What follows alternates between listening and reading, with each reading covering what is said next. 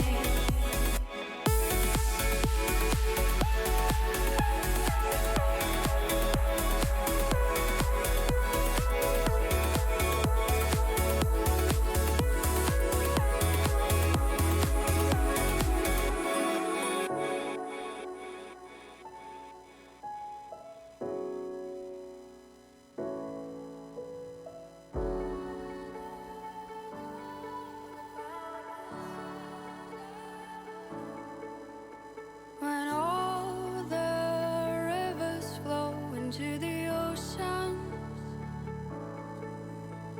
every little wind turns into storms. What if everybody's used to their own features? What if we got nothing more than this? Please remember what I said about magic. Remember what I told you about us. Please remember what I said about magic. Remember what I told you about us. About us.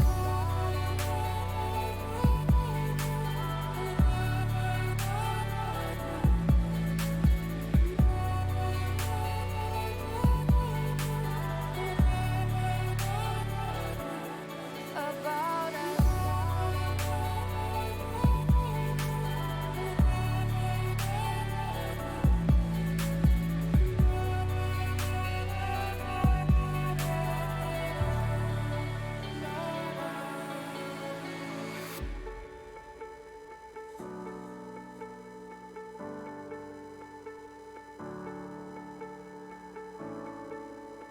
When all the words are heard,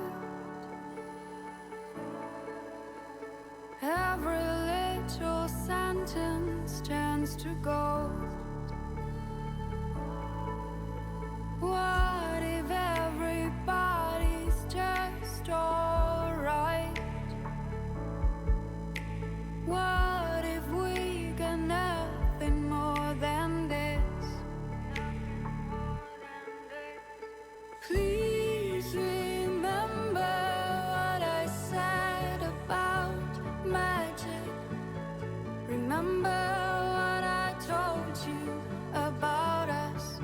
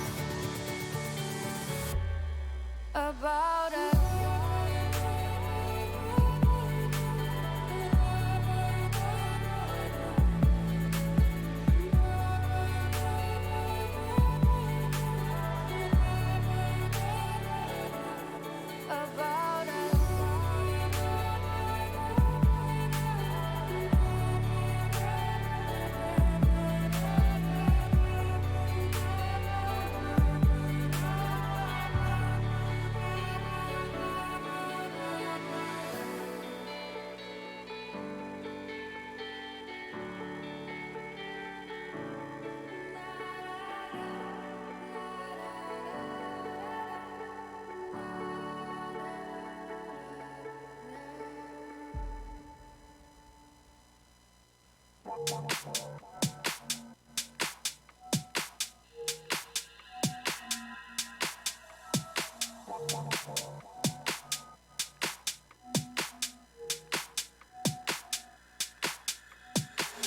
think everyone wonders what they would do if they saw a ghost.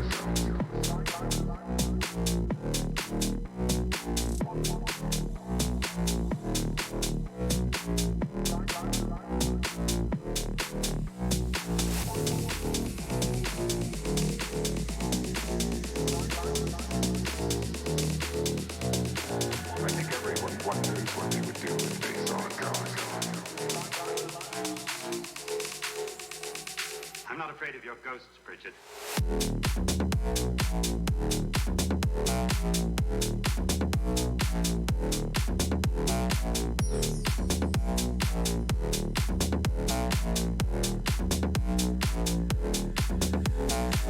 I think everyone wonders what they would do if they saw a ghost.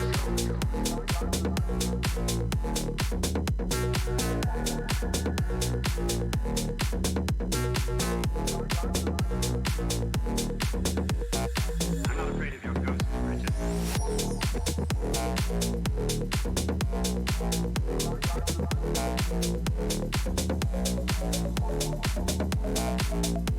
I think everyone wonders what they would do if they saw a ghost.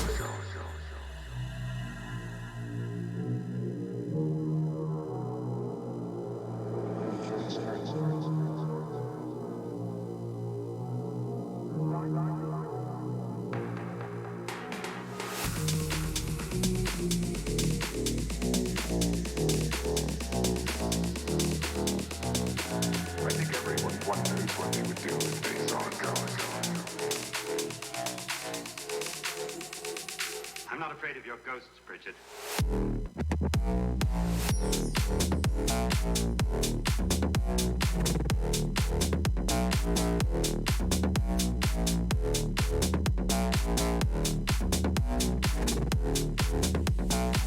I think everyone wonders what they would do if they saw a ghost.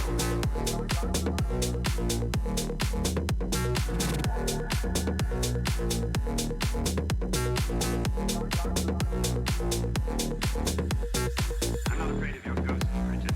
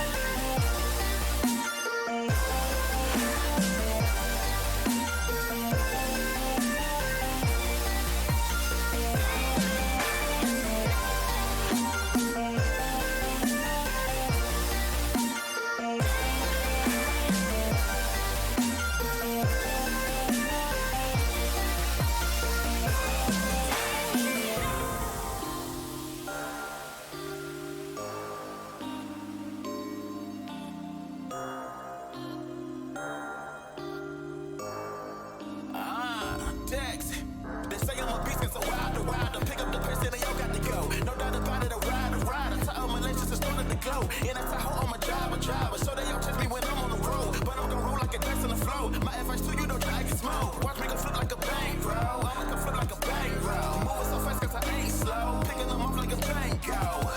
I'm telling you, I'm really past insane mode. And I got her working on my brain, though. No telling how far I'll go, so they better lie low. Mind racing, I'm crazy, I'm just a psycho. No telling how far I'll go, so they better lie low. Mind racing, I'm crazy, I'm just a psycho. Yeah, yeah, yeah, yeah, yeah. Psycho. Yeah, yeah, yeah, yeah, yeah.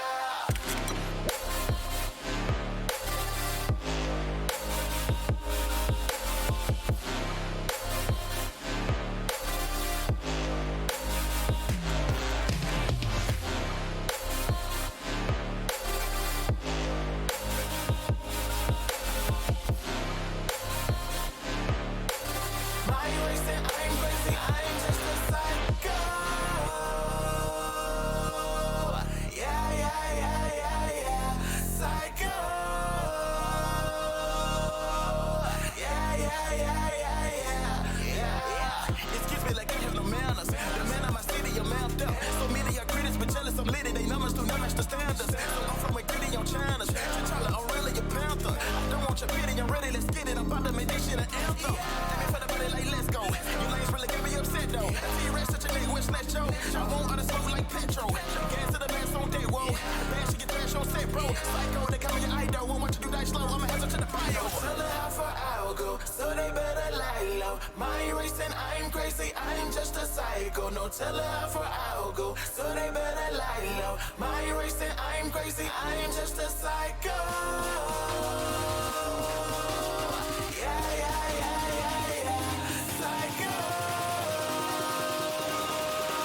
Yeah, yeah, yeah, yeah, yeah.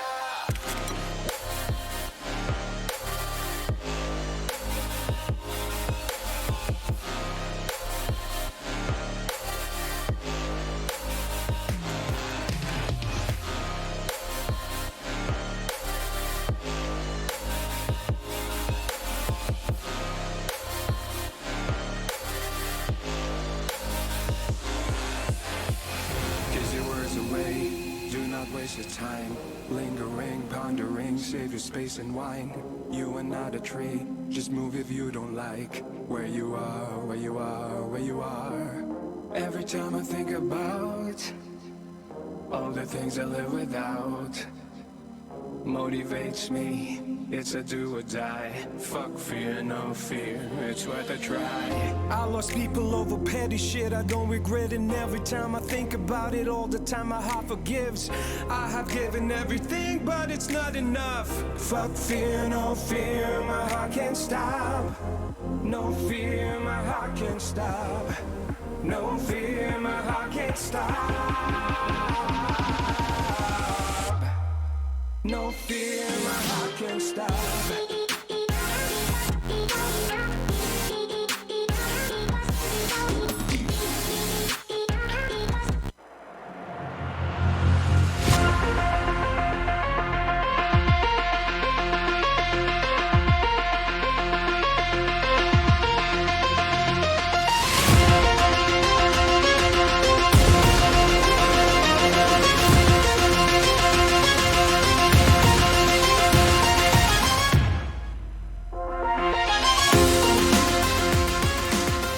Hello everybody and welcome back to the Belong Arena Clash. My name's XR Troika and I am joined by none other than the captain. I know, it's a pleasure to be here. It's my first time here in the Belong Arena Clash studio and doing one of the Belong Arena's stuff. I'm very excited to get into this. I'm very excited. I'm obviously, for those who don't know, I maybe have some bit of an input with the company. I maybe work within the company. Not that I'm going to play favourites because I'm not allowed and I'm not that kind of person. But I mean, I'm excited to kind of see how this comes out from this perspective, really. Yeah, definitely. You get a bit of a peek behind the curtain, I guess, as it were.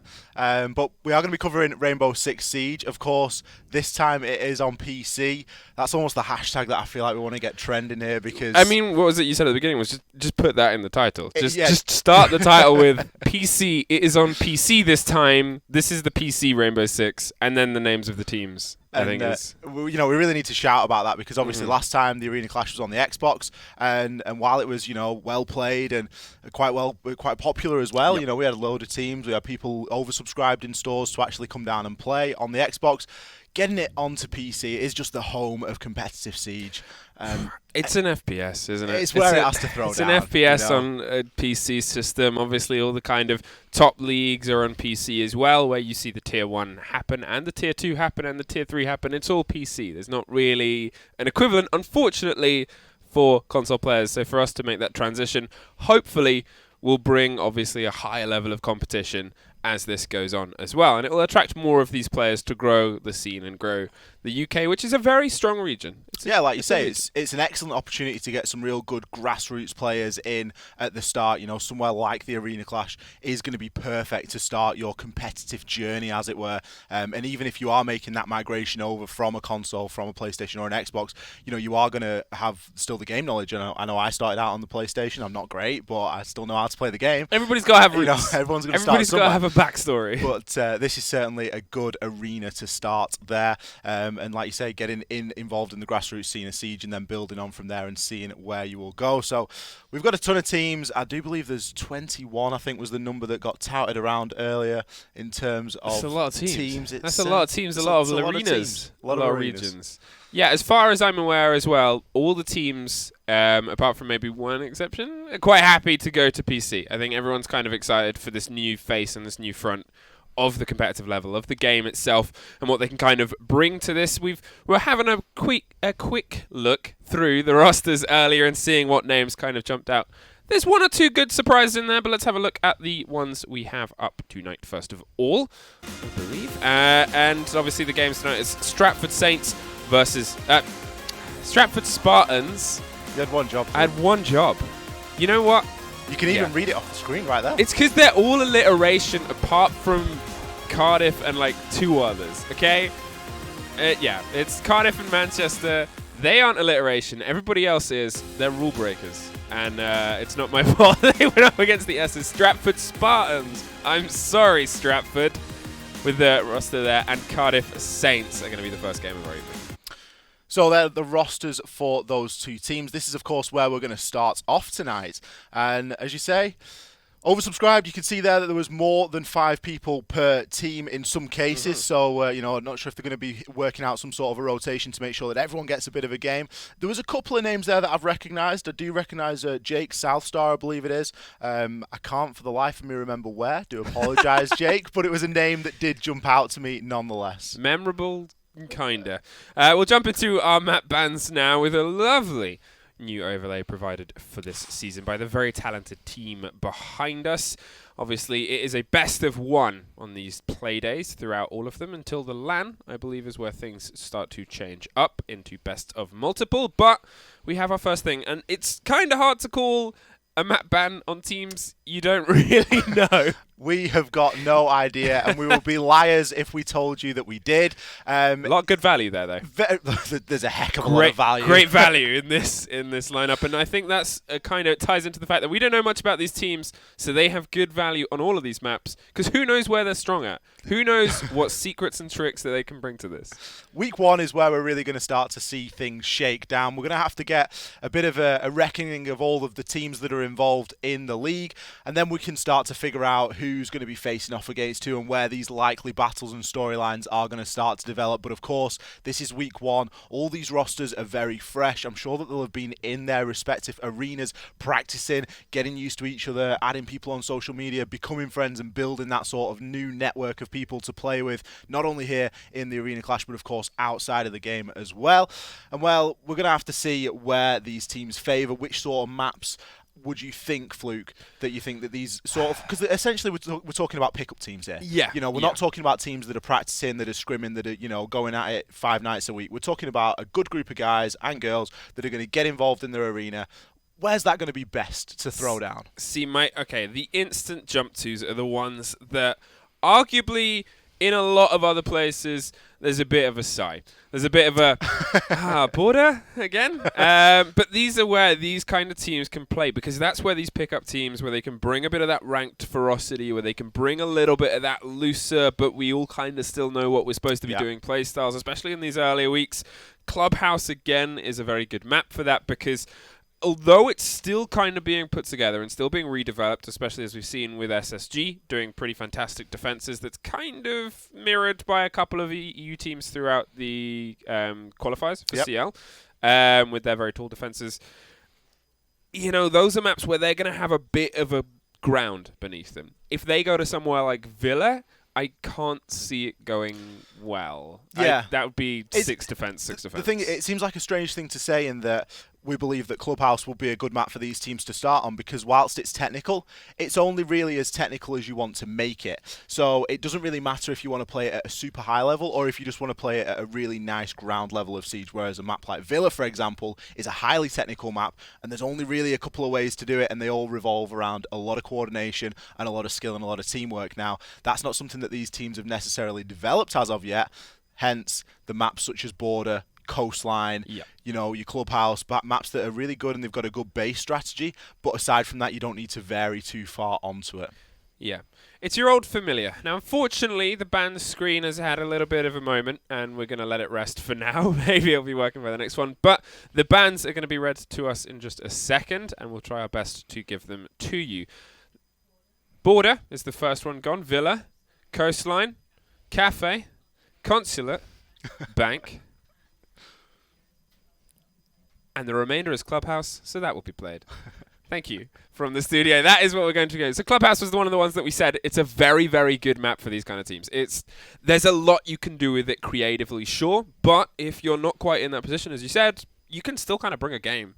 Yeah, and, you know, depending on which team it was that actually chose to take it down to Clubhouse with that last ban, they might be a little bit more prepared for this, Fluke. You know, they could have some sort of strategy down. They might have pre-prepared and said, you know what, we're going to look more toward the, you know, more strategic route, and we're going to, if we've got the opportunity to take a more strategic ban, that's what we are going to do. But we are jumping straight into things now. Spartans versus Saints here on Clubhouse. And, well, already I'm pretty enthused, Fluke. A Maverick ban is something that you love to see here on this map. Yeah, I mean, if you're coming to Clubhouse, you are not bringing 3 hard destructors. You are bringing 2.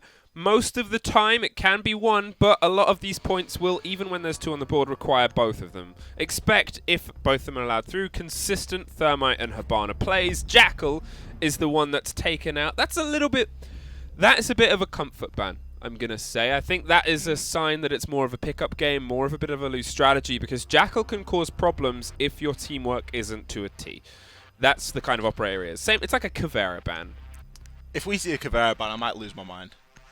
If we see a Caveira ban, an Echo ban, if Caveira is the last ban, I'll just feel like I'm playing ranked. This is like the setup to a ranked. But if they ban Maverick, I'm assuming they're going to be a little bit more structured with their second ban, the Saints. But you never really know what the comfort is. You never really know where that line is drawn. Maestro. Okay. All right, we've got a game. Both big ACOGs off the board in terms of defense. So I say ACOGs now. Maestro obviously doesn't have one. It's such a turn of phrase for this. Both big guns and bigger cameras being held in those kind of top rungs are just pretty phenomenal. But there are also other ways. Now, Belong Strat 21 is a player who unfortunately had a bit of trouble getting into their account. And when I've done a little bit of reading, there's a Belong Strat for both teams. We'll work out who they are, I guess, at some point. Yeah, it looks as though we've just got 2 players playing on their store accounts, but good to see everybody else there on their own respective accounts. And, well, here is where it all starts. Church and Arsenal room, Mirror's being selected, we've got a Cade. This is exciting. The only thing that defensive line is really short of here, in my opinion, would be the Mozzie. Then you could get that Mute Mozzie combo going. You could start to roam a little bit further on it, and you could maybe just try and extend yourself slightly away from that point. Now, we've just got word that Stratford 21, his in-game name, is going to be Haribo Lord. Wow. It's a mouthful. Is he the Lord of Haribo, or is he made of Haribo? Attackers have discovered the location of a bomb. I guess this is one thing I'm never going to know. Wow, subtitles. That's cool. And then the Runs is the other long name from the Cardiff Runs team much easier. as Much well. shorter. Runs is much shorter than Haribo Lord. But hey, there's some good names. There's a good split of names across here. Mirror being allowed through. Now, obviously, they kind of use it to keep control of Moto. The second might go up against Blue. Potentially, but you can kind of have that from either side. Facing dirt, or in that kind of parallel situation, isn't the best, because if someone gets in dirt, they just need a quick peek to take care of that entire sightline down through oil pit. So oftentimes you'll put it on the other side, but then you've got to have a great lock on Moto. So I'm liking this. It really plays into the conversation that we were having in the pre-game, Fluke, about how you can play this map as technically as you would like. You don't have to necessarily play it in an extremely technical, the way that the Pro League guys play onto it. All you've got to do is figure out what strategy is going to work for you, and that mirror window is a real testament to that, because we do see those mirror windows being played, and we have seen them played in competitive Siege multiple times, albeit quite a long time ago. The meta since has developed and shifted, whereas mirror isn't really chosen for that situation, but still a very viable strategy. Well, 2 minutes on, and they're trying to find their way in through the building. Pushing aggressively against these hatches, and it doesn't look like anyone is immediately set up to really get proper counterplay apart from the Lesion. With the pressure coming in from Thatcher by themselves, I mean, it's a decision to make when you know Kaid is on the board, and it seems like they're trying to find their way through at this point via dirt. Doubling down, the impact is poorly placed and unfortunately timed, and that is them able to get Kitchen Hatch open. 1:40 on the board and a couple of pops there from the IQ pistol, but as far as we are aware, everybody is still on the board. That's a big shame as well, because there was a chance to impact trick onto that actual thermite charge through the floor as well. It's one of the dangers of using the exothermic to actually open that up, is you do leave yourself really heavily exposed. And with Hibana not being brought, they weren't left with many other options. We've still got all 10 players remaining on the board, and it is going to be a bloodbath, no doubt, in this final minute. Skilt's going to find a quick 2 and be allowed to rotate back upstairs untraded. That's going to be a bit of a problem now, as he's going to be allowed to be let loose, come down on perhaps a flank, and he's going to cause Stratford some problems here if not dealt with. A roaming Jaeger being able to pull off those kind of moves, I think it paints a scene of how we're going to start to watch this develop, because what the problem is, and what the problem we're going to consistently see, is the attacks of these teams. Getting your attack to a finesse, getting it to a balance, and getting it where the information is clear, concise, and above all, useful at the time. That is what is going to make the team start to pull away from the pack, because you're expected to win your defenses at generally any level. That's what's being tested, and well, this is a defense doing a lot of work. Only one going the other way in the hands of Troll, but with 15 seconds on the board and a couple of bullets in your legs, and well, someone just kind of drifting past the kitchen and suffering a fate, there's not really much else to do in the first round. She'll go the way of the Saints. This is what we're going to see a trend of. Defenses having their strategies work, having things fall together because you're being tested. As soon as an attack team works out how to work an attack, well, then we've got a game on, and then we've got a potential leaderboard.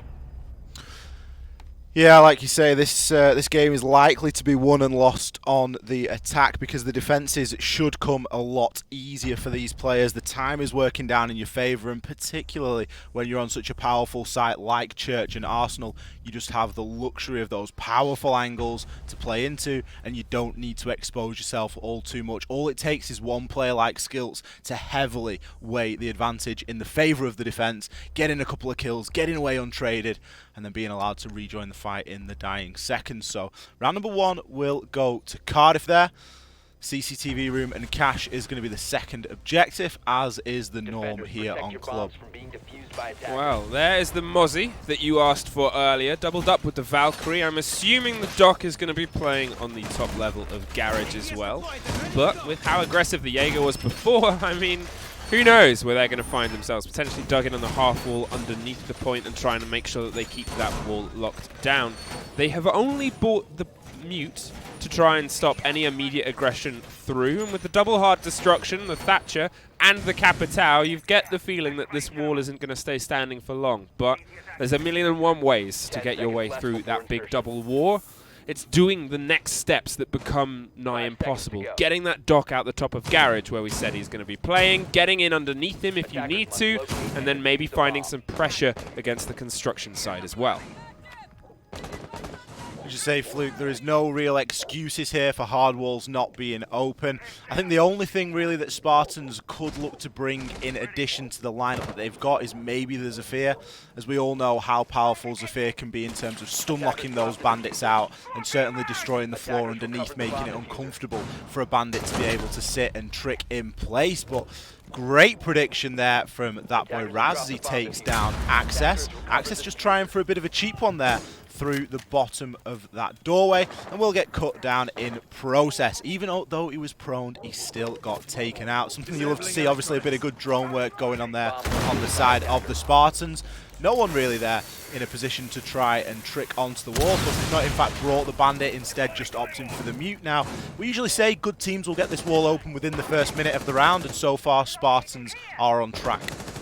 Well, it's going to be down to the Doc now, as he's in a bit of a firefight with the IQ on the door. The Hibana has opened a pretty standard hole as well to make sure if this Doc tries to get out of there, well, he's not going to have the easiest time. It's actually one of Demo's favourite players and positions, is this Doc up here, because he can just keep himself going, keep himself healing, tank grenades, which is maybe the most important thing if you can get that timed properly, not that it's in any way easy to do, and then just hold them here, because as long as they're stuck here, they do not have any real access onto the point from the hole they opened up before. This is the important moment for the attackers to be able to find their way through. As you see, keeping himself stimmed up. This is maybe the most selfish Doc you will ever see, but it works so well.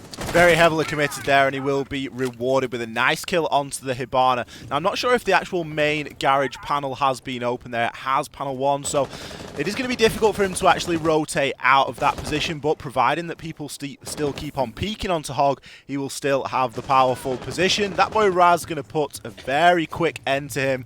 Coming out on the Fragmite. The wall's now open, so we all know that Thermite turns into Fragmite as soon as the jobs are done, and kills will trade in either direction, leaving us at an equal 2 versus 2. As the defenders do start to fight back a little bit here, Jake's going to find a great turn and burn there onto Troll, but not before Troll takes down Runs. Now we are left in a situation where we've got the Haribo Lord against Jake. Jake's got live information as to his location. Not sure about the utility left on the Capitao. Is he going to be able to try and smoke, or at least asphyxiate and bolt off a bit of a rotation?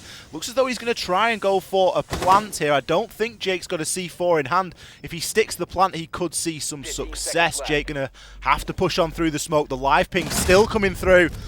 Well, Haribo Lord did try to get off the diffuser there, but not in enough time. Great patience and game sense shown by Jake Southstar.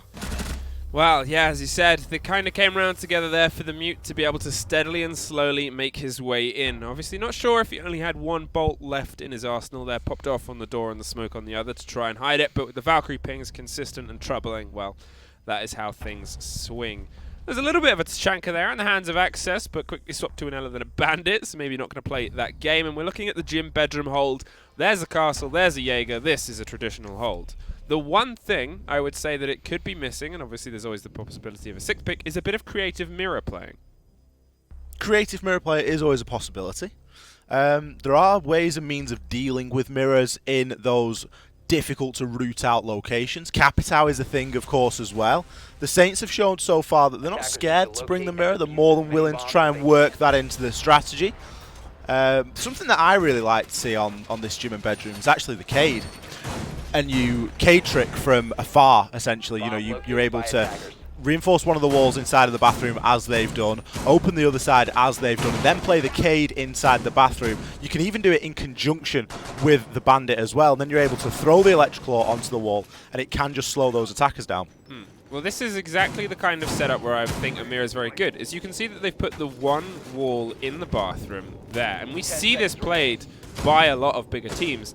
If Mirror's on the board, they'll pop her there, put some ADSs behind it, and then just use it to buy time, the same way that we see time bought on the opposite balcony on the opposite point. They do it here on Jacuzzi. They dig in, they take those grenades, take as much time out of the push as possible, and make it an uncomfortable kind of segue into the building.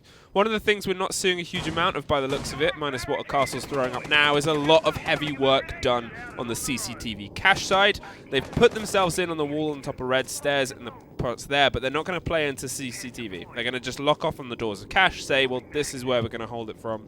We're not going to overextend. The hatch is open there, and construction for a quick rotation if they need to drop out as well, but Hey, this is traditional. Fluke, look at my face. I'm smiling ear to ear here. This is beautiful to watch. Access successfully managing to waste EMPs in his bandit tricking endeavors. He's even got a shield there as well. No doubt an ADS. He's going to be pretty safe to operate in that area for a very long period of time. And it's going to take the attackers a little bit of teamwork and coordination now to root him out of this location. Once again, no Zofia being brought on the side of the Spartans, which does remove a lot of ability to open up those castle barricades. Okay, you can open up the first one with a breaching charge. The only real way to open up the second one is either with Ash or Zofia, because you don't really want to be committing yourself to entering in through Jim. The floor of that wall is going to be shot out, so it's going to be difficult to get on in. Having said that, we are going to see an opening kill there come in for Stratford, but you can see just stood looking at that castle barricade with nothing that they're able to do about it. The shield's going to do a great job of protecting, and even though there's all the stun grenades going in, there's still loads of time and space for Access to get these bandit tricks off, and well, that boy Raz is having a nightmare here. We're nearly into the final minute. Jacuzzi Wall still hasn't been open, and Skills is going to open the account for the Saints, leveling that man count. Well, obviously Jaeger is on a tiny bit of health and finds something in and amongst it, but unfortunately wasn't anything close to actually killing a person with the rotation. A minute on the board and Bandit is still dancing the dance of death with Thermite here, and might finally, oh no, there is another problem, another catch, and that is a wall completely unusable to them. You kind of look at the lineup. You look at what they bought on the previous rounds where there was a Zofia, there was a Capitao. You know that they're coming here as a third site. Why did you not bring it again? 3-3, 2-3, they're brute forcing their way through this, or trying their hardest at this point, but there's still tough windows and a tougher Mozzie who finds another and puts us in a 1 versus 3. All down to Hibana and nothing else, as the Saints look much better this round. I think if this was ranked, Mozzie would be screaming freelo right now. Yeah, Mozzie would be typing in all chat. It might even be. We've got it turned off. Oh, I'd love to see the good night easy. Yeah. No good nights, no nice shots, none of that kind of work here. 5-3 for Troll, 5-1 for runs. And, well, it's looking pretty good as the split. Only a couple of zeros left on the board. Hopefully lessons learnt there for the Spartans. Okay. So, we came into this map and we said that it's going to be skewed toward defense. Yep. Sure. It's Clubhouse, that's what we're expecting. You expect a 4-2 split, typically. Unless you've got an exceptional attacking team or you know something else about these teams, you know? Or it's a mismatch game or whatever. These guys, for all intents and purposes, fairly match game. You know, both been together for the same amount of time. Similar levels of ability and skill. We're not seeing anyone really outclassed in terms of gun skill so far. No. But what we are seeing is a serious utility economy coming out from the Saints. They're doing such a great job. Gym and Bedroom isn't a site that you expect to win. You rarely see that Jacuzzi Wall kept hold of because there are ways and means as an attacker of dealing with it. First portal call, take control of cash. Second portal call, get the balcony, Zofia, open through Gym, remove the bandit, check, you've opened the wall. Brilliant. Now you can start working and figuring out how you're going to push through. Maybe you're going to push through construction, etc. Saints have just, well, Access in particular, pretty much single-handedly secured that round and just made it so that, right, I'm just going to, I'll deny the wall, don't worry. I'm just going to funnel them all to one door and one window. And, you know, Mozzie, if you could get some kills, that'd be fantastic. The only thing that annoyed me, Mozzie still had a C4. I'd have loved to have seen a quad C4 kill come out there. The classic C4 as well. Just lob it out the window. You can even go for a bit of a cheeky run out from Snooker if you want to try something exceptionally bold. This is a much kind of better attack here from the side of the Spartans in that they are attacking together. Last time we were here, we obviously saw them with an immediate split push, 2 down Dirt and 3 against Kitchen, but they didn't properly get control of the top of the map. So as soon as Jaeger found a hole, Jaeger found 2 bodies, and everything started to find itself a bit sideways. Here, though, they're trying to aggressively impact Trick and stop this hatch being cracked open. It does work the first time round for Access. These hard destructions, and well, they're not having the best time over these ruins so far, and Raz is just going to try and hold the angle. The Fragmite just going to play it safe and let Hibana do some of the hatch work before they try and attempt, I'm assuming, some pressure against the church. Does raise the question, why are they throwing everything here? As Jaeger goes off for the run around, and, well, he doesn't really have to as the first frag comes out in the hands of a Mozzie that still hasn't stopped his run from the previous round. He's looking for another, and there it is. You're handing it to him. Stop just running into his gun. Is there a please on the end of there, Fluke? Or is it more of a full stop exclamation mark? It's more of an exclamation mark at this point. And I guess it's tough because it's communication. It's kind of working out where there is, but this is the second round in a row we've seen this Mozzie player aggressively hold an angle. Like, it's not even that he's just moving around. He's completely static, holding an angle. You know, it's a bit of a tough ask. It looks like Hibana here is looking a bit active in trying to find him and root him out, but you've got to be able to diversify what you're doing because look how confident these defenders are. And this is, you know, this is it. This is where they're at. You can always tell how confident players are when they pre-fire just about everything. And that's exactly what the Saints are doing right now. They're working off good information. They're really confident in the shots. And most of these guys are going to have run out of bullets by the end of this round. That boy Raz has started the first kill in a very long journey. He could have a good chance here if the Saints just stack up and run straight toward him. But with only 30 seconds left and 3 kills to get, that's 10 seconds a kill. And well, he has to be quick if he's going to try and grab them all. Very unlikely to get the diffuser down at this moment in time. Instead, just watching his flanks, he knows that this round is going to be a very tricky one to try and pull off. And it's almost certainly going to end in his death as he walks down the blue stairs. Oh, he was almost looking in the right direction. Double peek comes through. Probably the best way to tackle that really from the Saints as he can't shoot both of you from either side. It's going to be skills rewarded with that last kill. And so far we're seeing a little bit of a stomp here from the Saints. Spartans just struggling to get themselves into this fixture. And for me, it's all coming down to that hard breach. I think they're maybe investing too much into it. Exactly. That is exactly what I want to say, and exactly the problem that's exemplified when I say they're just repeatedly running into the gunfire. They have a plan, and they want to make that plan work. But unfortunately, they're not adapting to what is actually going on in the hold. They're not holding the angle. They're not, you know, they're in this position now where, okay, this isn't working. Let's look for a plan B. Instead, they're going, no, let's just try again. It's the old rule of Siege, is peek and peek and peek again. And unfortunately, as we're seeing, it just doesn't really work. To locate and defuse as many bombs as you can. Sometimes you've got to be a little bit more malleable in your approach.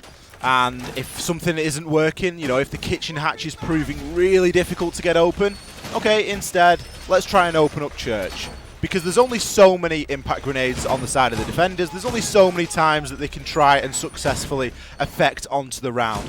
Now, if you'd already preoccupied everyone with trying to open up kitchen hatch, that wasn't working. Get somebody at the bottom of main stairs, start to take control of bar hatch as well. Move on through, open the church wall. Someone at the bottom of main can then watch the cross between the player impacting over on the kitchen hatch and then trying to rotate into church. All of a sudden, you could find yourself a nice kill. You get the wall open, and we can start thinking about getting the plant down here, because a plant is very possible. There isn't that much denial really coming out here from the Saints. They're just doing everything with the guns, and Access is looking to open this round with the old 416, but I don't think anybody is going to spawn in that location, unfortunately for him. Well, we did mention that the defense is becoming very confident, and there's no bigger sign of that, because that was beyond a punch hole and beyond a bullet hole. That was an opening, and he was looking to try and find one for the round. Leaving it down to a mute, they, I think, generally realize that this is a wall that's going to get cracked open, even by a team that's maybe showing a bit of a lackluster performance. What I like here, Zafir is finding a way underneath. Suffers from a bit of varied aggression here, but look at the movement that is being forced on the hands of the defenders, and unfortunately, they almost find the response. They're trying to pepper bullets back up through the floor, but there's no catch just yet. IQ desperately wants to get a hold of Zafir, but they realize use your withstand, take the tinier bit of health, and go for it instead as, well, the drone work continues. And Ash droning, now that is a rare sight. It's on the list of things you love to see there, Fluke. It's good to see the slight change coming out here from Spartans. So far, we've seen Raz, he's been getting himself on the thermite, this time switching it up, trying to put that pressure on vertically just to remove the bandit from being able to trick. But as I say that, both the soft destructors are going to fall as they do get taken out very quickly indeed. The wall is, of course, open. And those angles do start to work both ways. Saints finding 2 kills through it. Now all is down to Tango. He's in another impossible situation. Yet again, a 1vx, 1v5 to start things off. He's got an exothermic charge. Sure, we've had a bit of a team kill, but even with a minute left, this is looking like a serious uphill battle. And as you said, Fluke, playing with such confidence, aggressing on for every single kill. Access will get punished now.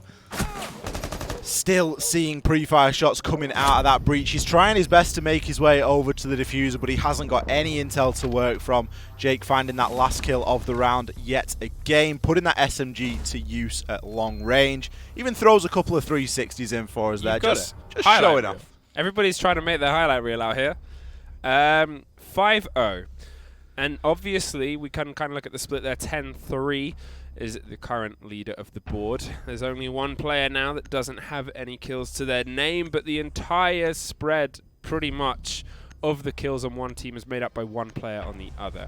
Lion is on the board, and he's on the board blatantly, not even 6th picking into it, but the change to a Frost, I think, shows a bit of kind of change, a bit of creativity. And Ash to a Zofia shows slightly less creativity, but if I'm honest, I'm not the biggest problem here, because even when they were bringing the Ash, they weren't really bringing the pace that she kind of requires to be as effective as she can. Need to locate and defuse bombs. Yeah, and I don't know if Lion's the answer to the troubles that they faced previously when we saw this site a couple of rounds ago, back in round number 3, I believe. Yep. So you've got a question. There's questions to be asked here. Spartans, at your disposal, you have a Capitan. At your disposal, you have 2 hard breachers. Start bringing them, because they're going to do a lot of work. You know, you need to try and get yourself in there and to try and pressure onto Access, because we know that he's like, ooh, actually, I'm just going to have to stop everything that I've just said, Fluke. Huge apologies for the stream. Access, despite having the most success in Bandit tricking onto the wall, this time he's going to find himself on the Vigil. He's just going for kills. Is he going for another spawn peek attempt, but nobody has spawned there, unfortunately for them. They're doing very concerned and conceited spawns and making sure that they have a full idea of where they want to go. And, well, where they want to go is trying to apply pressure against CCTV. They have a bit of a sightline, a bit of destruction, and a bit of pace here. The Lion goes off, and they found their way into the top of red. A late castle goes down to slow the roll, but there's still work to do. Lion, look left, please. No! That would have been such a kill. Is his audio not on? I'm confused, Fluke, again. That was a soft wall you crept next to as they were reinforcing it, and you looked the wrong way. Lion scans are great, and we do see teams putting them to really good use, but you've got to aggressively push off the back of it. You've got to push in one direction, and that really didn't happen. It's still going to result in a kill, but we've had to use some X-Kairos pellets to get there as well. Hog now left trying to challenge onto the angle, finds one onto that boy Raz, the only hard breacher in this round so far. Not seeing enough aggression from those non-hard breacher roles. Hog just being allowed to pick up kills for free here as he gets his second. Access now on the rotator, but he's almost not going to be required as Hog's on a quad kill. Diffuser cold on the ground. All now relies on Tango once again, pre-firing off information. He will be cut down by his teammate. Access is thirsting for these kills. Tango finds his first one onto Jake, and while this is still quite winnable, it's probably the most winnable 1vx we've seen so far. The diffuser cold outside of the breach on the east wall. He's going to have to try and think about recovering that because there is a lot of time remaining. Some drone work wouldn't go amiss just to try and locate these last 2 defenders. As for the defenders, they need to be establishing some sort of a trade situation where they're not going to die and go untraded. Well, a 2 versus 1 situation with a minute on the board. Yes, it included a team kill, just despite the teammate getting the ace. But this is a very good situation and a great operator to be in this situation. Zofia is so capable in these kind of clutch life or death moments. Swapping around, make sure they don't get caught out early. The pre-fires are swinging on the doorway. There's a body waiting, and the pre-fire comes out. They know there is a split push and a split hold here. Has to be aware of both. Peeking with the crouch and almost catches it. They ran into the gunfire. Jaeger with loads of bravery that almost cost him his life. They just keep swinging. They don't have to, but they're so bloodthirsty. And Zofia finally suffers the fate at the hands of the Saints. Honestly, for me, I think if that was just a ranked game, I genuinely think Zafir wins that. Yeah. I think the nerves really got to him there because it was so winnable. They were peeking onto him aggressively. He was literally shooting around their heads. Oh, it couldn't have been closer. And I think that's a thing, and that's a big problem, and it might cost them now, is the amount of confidence. Siege is a momentum game. Siege is a confidence game. There is nothing more confident than what we're seeing in the hands of the Saints right now. They've bought a Lion as well, so they're going to kind of tit for tat, which is a big thing that happens quite consistently in this. But if they attack this with the pace that we have seen them have on their defenses, and we're seeing Spartans with the same lack of confidence that they've had on their attacks, well, I think this might be an opening 7-0 for this season. Defenders, protect your bombs from being defeated. Very well, by could attackers. be. And so far, we are yet to see an attack won here so far. So who's to say that it is going to start now? Bit of a shift in momentum. The Spartans can reset that mentality now and come into this afresh, knowing that they've got as close as they've been so far to winning a round in the previous round. They've obviously got it in the locker. You know, they're obviously a capable side. Just a couple of things they need to iron out on the attack, but we say this about teams at every level of Siege when it comes to the attack. It isn't the easiest thing to do in the world. You've not only got defenders to worry about, you've also got a clock, and that thing does not stop ticking. So always a difficult one to manage your time, always a difficult one to get all of the jobs done, because there are much more in terms to do for an attacker than there is for a defender to do in that 3 minutes. Well, setting themselves up here with quite a good and quite a malleable lineup. They have the Valkyrie for the wide information. The only real change I would make for the Spartans here, out of a personal flavour, is the Rook to the Dock. I'm not really sure on the Rook selection here. Maybe it's a comfort thing, but as we said before, you put that Dock on the top rung. It is so useful at eating time, as you said, which is the other enemy in Siege. Instead, they're playing it a bit differently. They're throwing the Valkyrie underneath. Now, this is a bit of a tough spot to play, because if they start breaking the walls on one side of you, or as we see Bucks dancing close by a very soft wall, if Buck cracks open that reinforced wall to his right, well then you've got nowhere to go. And the MPX, it's accurate, but it is not a big beast weapon. It's a slow, little peppery bullet kind of gun, so you've got to be good with it if you want to fly the flag of the players of LATAM who use it as a fragging weapon. Droned out, aggressively pushes back into a room with a lot of openings. Another Lion charge goes off. Gonna hold the door very bravely and pre-fires against the man. Good play from Valkyrie, but poor shutdown from the attackers here. Access, what's going on? We've just seen you tempted to run out of Dirt Tunnel as Vigil in the previous round, and all of a sudden you're scared to push off drone information with a Lion Scan going. 2 Lion Scans. You've got to be willing to try and take that fight. Now he's going to make the swing, wanting to guarantee that kill, but it could have been done a good number of seconds ago. That being said, Garage Control has now been gained, and we can start to work on through that area. Another Lion Scan going to root all the defenders in place momentarily.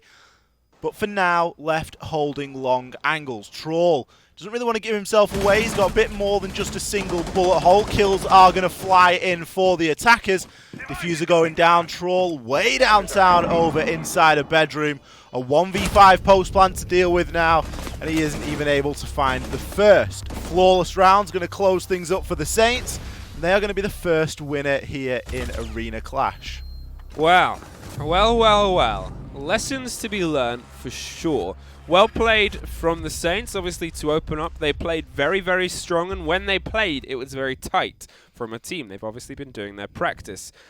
The Spartans, they've got a bit of research to do, a bit of VOD review, a bit of kind of relaxing, and I'm gonna exemplify that last bit because it seemed, and obviously feel free to correct me if I'm wrong, it was a bit of nervy play at points. There was a lot of tentative play coming out, and you can see when teams are confident.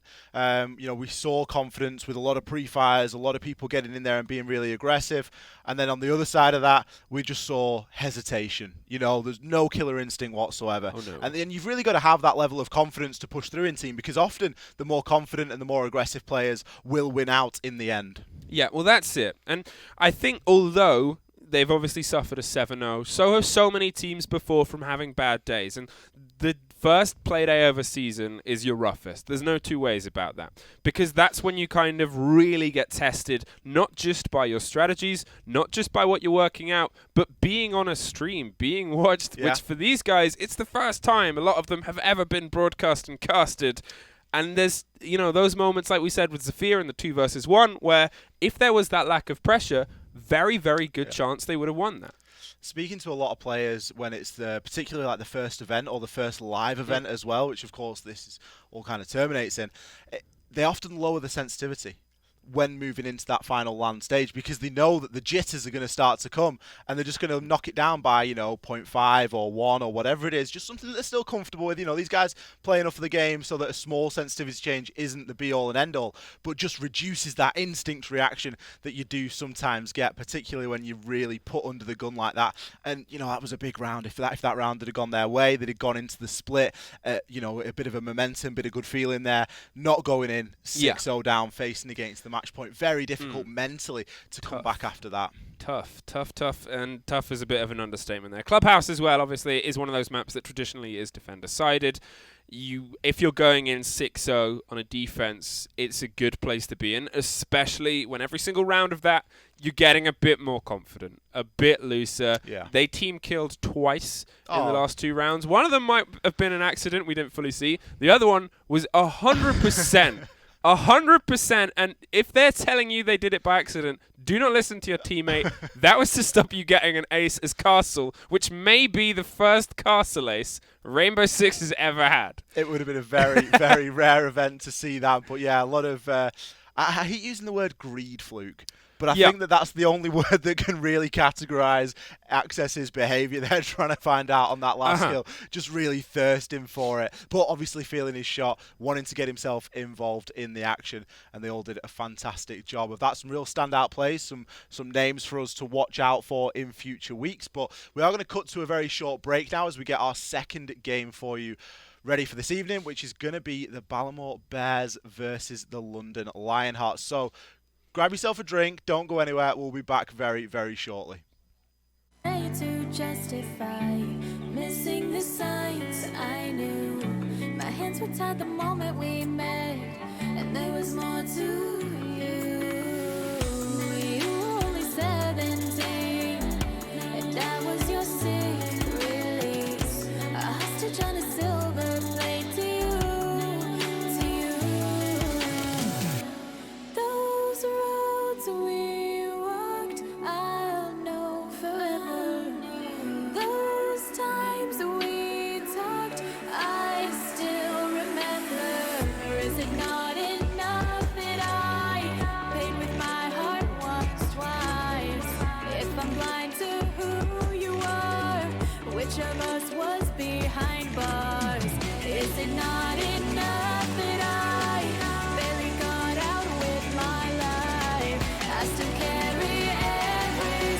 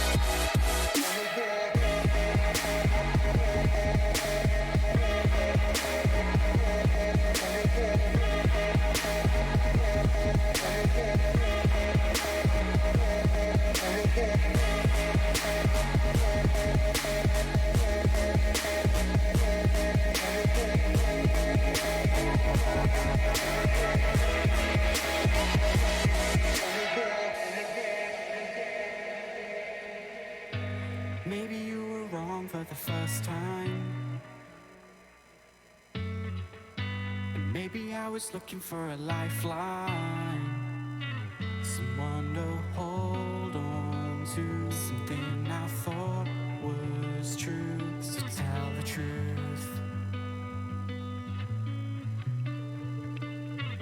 But I can't let you go. And maybe you found someone. I'm better off alone. Something better came along, but I can't let you go.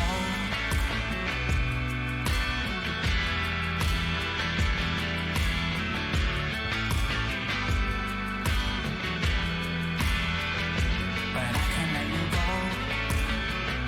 And maybe you found someone. I'm better off alone. Something better came along. Maybe I was wrong for the first time.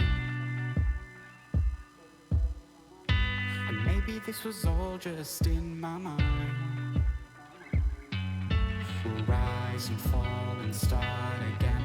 God knows when we'll reach the end. And every single thing might fall apart. But I can't let you go.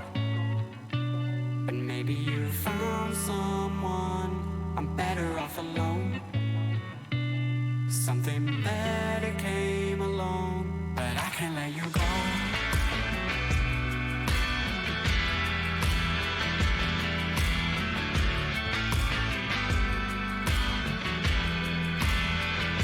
But I can't let you go. And maybe you found someone. I'm better off alone. Something better came along.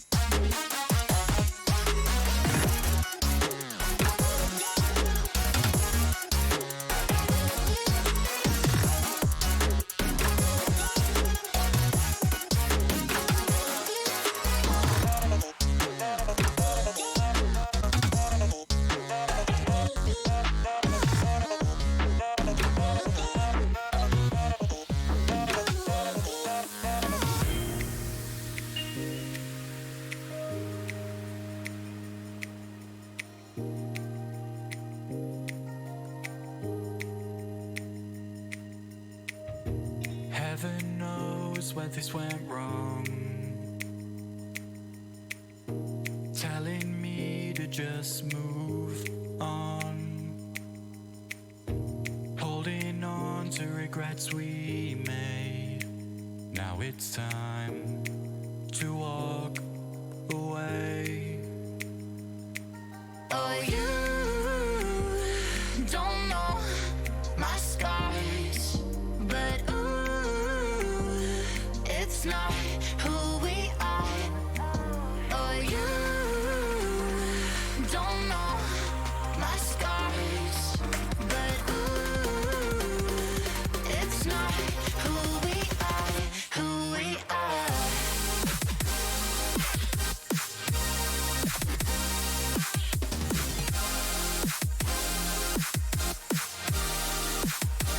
Who we are.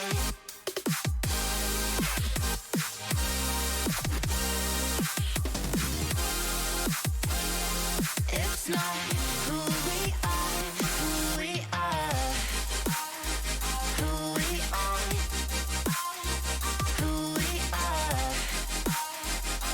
It's not who we are. Why don't we start again?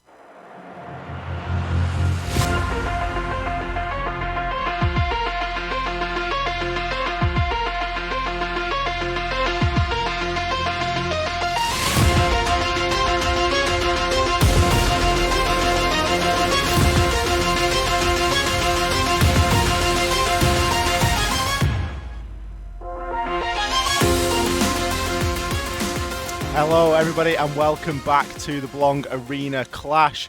My name's still XR Troika, and I'm still joined by the captain, Fluke. Fluke, talk to me about that first game. What are your initial impressions? Uh-oh. It's a bit of work. There's work to be done. It's the first day of the season. But, hey, if there's going to be a day for you to kind of drop everything and get 7-0'd, this is the day to do it on. Because it allows you to look back at this stuff. It allows you to kind of go, okay, well, let's pull our heads together. We've just been completely schooled in things that went wrong for us. We can work on this. A tighter game, it's sometimes a little bit harder to piece together because you'll always have that nagging feeling of, well, we could have won it if one thing hadn't gone right. You don't really have that option in that kind of game. It was a 7-0. 7-0s happen. Congratulations to, obviously, the team that gets to kind of, they're riding high right now as they go into their next game. And talking of, we've had a little bit change in the roster of the game that we're having today. We are going to actually be looking at the Clyde Claymores. We were going to cover the Ballamore Bears versus the London Lions, but their game did start a little bit later. So we are, in fact, going to now be covering the Clyde Claymores, and I do believe they're going to be facing off against Cardiff. Now, Cardiff's... Bristol Brawlers. There's so many different brawlers, and this Mike lead is really not giving me. It's not giving me the best of time. I think I'm too tall for it. I'm going to be honest. I need to do the good old tuck into the belt loop. But I think we're going to jump straight into the rosters now, as let's see who is going to be playing on either side. So of course, Clyde Claymores versus the Bristol Brawlers. We can see. Oh look. I thought Shaz was meant to be at Invitational. Is he not in Montreal? Oh, Sua's the coach now, and Fresh I think he does something. I think Fresh does. He brings the passion. Waterboy. Yeah, he brings the Waterboy. At the same time, Bristol Brawlers, they have Goat, so, greatest of all time. That is a tough name to live up to. But they've also got Bubbles and McLovin, and is that the Jaffa man? The man from down the Jaffa Cake Way? I don't know. I'm excited to see how this comes down. These are all names that you're like, these are going to be fun to work out. I'm slightly worried about Aries Curse because I'm an Aries. I take star signs extremely seriously. Okay, yeah. So is that an Aries trait? What, to take your star sign seriously? Yeah, to take it seriously. Yeah, I think okay. so. There's probably a name for that. But they are going to be the team names. Always a bit of fun looking at what these kind of guys call themselves. As it's always a bit of a surprise for us as well because, these guys are just regular people that have got themselves into their local Belong Arena, got themselves together, formed that team, and are now here playing live on stream for our entertainment and enjoyment. Now, in terms of a map, Fluke, we did attempt the map ban previously. We did. I believe that the Fantastic Production have been giving it a little bit of a telling off in the last game, and they've actually got it to work once again. So we are going to give it another go. Cross your fingers, cross your toes. Let's see which map we're going to end up on for our second game of the night. Everyone's bait. It's tense. You Everyone's made that breath so is baited. tense, Fluke. Yeah, I just left a little bit of a silence there to see as we're about to get our first potential map bans through. There's a little bit of muttering on the other side. We haven't seen whether it's great value yet or not, so maybe this is a good sign. How long do you think the great value meme's going to last for? Oh, I'm hoping throughout the entire season. Oh, we've got some movement. Border's banned. Border is banned. Border's banned. Okay, that's fine. This technically means it's working for now. Well, there's only 5 more bans to go, and then obviously the 6th to reveal. So it is going to. They are going to be taking the time over these bans. Make no mistake, it is of course very important to make sure you end up on the right map. Border and Consulate both being removed. Now we spoke about Border earlier as being a map that will potentially be good for these more pick-up-based teams. You know, we don't say that in a sort of offensive way. We say it in a way of, you know, play a map that's heavily gunfight. That's you what know, this is. Don't want to play on a technical map. Yes. Cafe and Bank both seeing the ban. Cafe, beautiful map. Shame we're not getting to see that really. And Bank as well. I do love a bit of Bank. Some of my favourite games ever have happened on Bank. And then, to be fair, the second map removed, Consulate, is the Bank of EU. It's the one that, again, you have these insane matches, but they're tactical-driven maps. So, unfortunately, we're not going to see them. Instead, we're going to see Coastline. Good. There we go. That's a good map. It's a good aggressive map. It's a good one. The strategies are there. They're boiled in. I'm assuming Mira's going to be banned. She usually is anyway. It's kind of rarer to see her through in general in this region, but also to have her taken out here with Penthouse, with all of that kind of stuff. But yeah, I think, you know, for me, Clubhouse is one of the maps that I'd like to see played quite a lot throughout the course of this tournament and league, purely because it falls into that nice category, very similar to Border, whereas it isn't defender or attacker skewed. There is no real favour to either side. There's nothing that's extremely overpowered and unattackable. There's nothing that's indefensible. It usually leaves quite a nice balance for both teams to have a fairly equal bite at the cherry, regardless of how technically skilled they are. So Coastline coming out for our second map. Not cast Coastline in a few days as well, which is always nice to see something fresh. Yeah. I've gone through my Clubhouse phase of probably about 10 times this week so far. So CL calls, I think. Wasn't there a day when me and you did CL calls and we did the same map every game? Just 3 clubhouses, just because why not? It's EU. But Coastline, a change of scenery at least, off to Ibiza, if only. Blackbeard and Capital are going to be the first 2 banned operators, followed swiftly by the Mirror, as you very correctly predicted earlier, Fluke. Echo or Maestro, surely to be that final ban. I have some questions about the Blackbeard ban. That's the one that I'm going to hit me with it. Why? No, the thing about it here is you've got to kind of look at, okay, well, you're removing the Blackbeard. Yes, he can be a ferocious operator, especially in those kind of 1-versus-1 situations. But think of the situations where Blackbeard is going to be full Blackbeard, which is holding an angle, holding a window. A wingle. A wingle? A wingle. I love it. He's holding his wingle. And he's trying to just keep a control on the map. But no, he's been banned because he's not allowed to do that anymore. Not on broadcast. The only place I can think of where that would be useful would obviously be on big windows. So you look at the double window on Penthouse, but they've taken out Mirror. So Penthouse is a tough point to play. You look at maybe holding a little bit deeper, a little bit further away. But again, there's so many windows and so many places to be peeked upon, which we've already seen these kind of teams doing. There's not a good kind of way to consistently play a Blackbeard here, and it just, if it's a comfort ban, you've got to really hate going up against Blackbeard, because there's always a window, there's always another way to look at a man on this map. Yeah, Blackbeard, you think of Blackbeard, you think of Tarp's window, you think of big window in Penthouse and Theatre. For the life of me, I'm questioning why this site has been chosen already, as this isn't seen as one of the more defensible sites on this map. Typically, you would go to Hooker Billiards, you would go downstairs to Kitchen and Service, you can even go into Blue Bar and Sunrise. All 3 sites are infinitely better than here on Penthouse Theatre. The only thing that the defenders have got going in their favour here is the lack of a hard breacher on the side of the attackers. Yep. 5 seconds Which left. Clubhouse is one of those? Sorry, Coastline. I'm so used to saying Clubhouse. Coastline is one of those maps. Still in the CL calls. I'm still in Clubhouse mode. Coastline is one of those maps where you have a lot of flexibility on the attack because you don't necessarily need to bring that hard breacher. So you can get away with bringing more flexibility, more soft destruction, more flank denial, etc. Now, that's the only thing really that the defenders have got going for them at this moment in time. I just hope that they've got a bit of a plan as to how they want to try and hold on to this, because at the moment, I'm seeing two ACOGs pretty much behind the bed, holding a very similar angle there. Not really much of a roam game to speak of. You can see the red outlines on your screen there. Everyone's going to be fairly solid inside of the site. Shaz already getting out there and throwing out some air jabs, but with the way that the Brawlers have set up, it's unlikely that they are going to come to much unless it is in the final 2 seconds. A lot of flooring being open here, and almost a question as to if these attackers know where the site is, because there's not really much need to open that up. That's all stuff that you can be doing with a drone. The skeleton key is a very valuable resource, especially here on Coastline. Look at all that destructibility that you've got. All of the floor can be destroyed over in Penthouse, and the majority of it over in Theatre. And it does just give you so much more to work with. I'd like to see that book start to open up those angles. Because of how many defenders are on site, he could see some good results.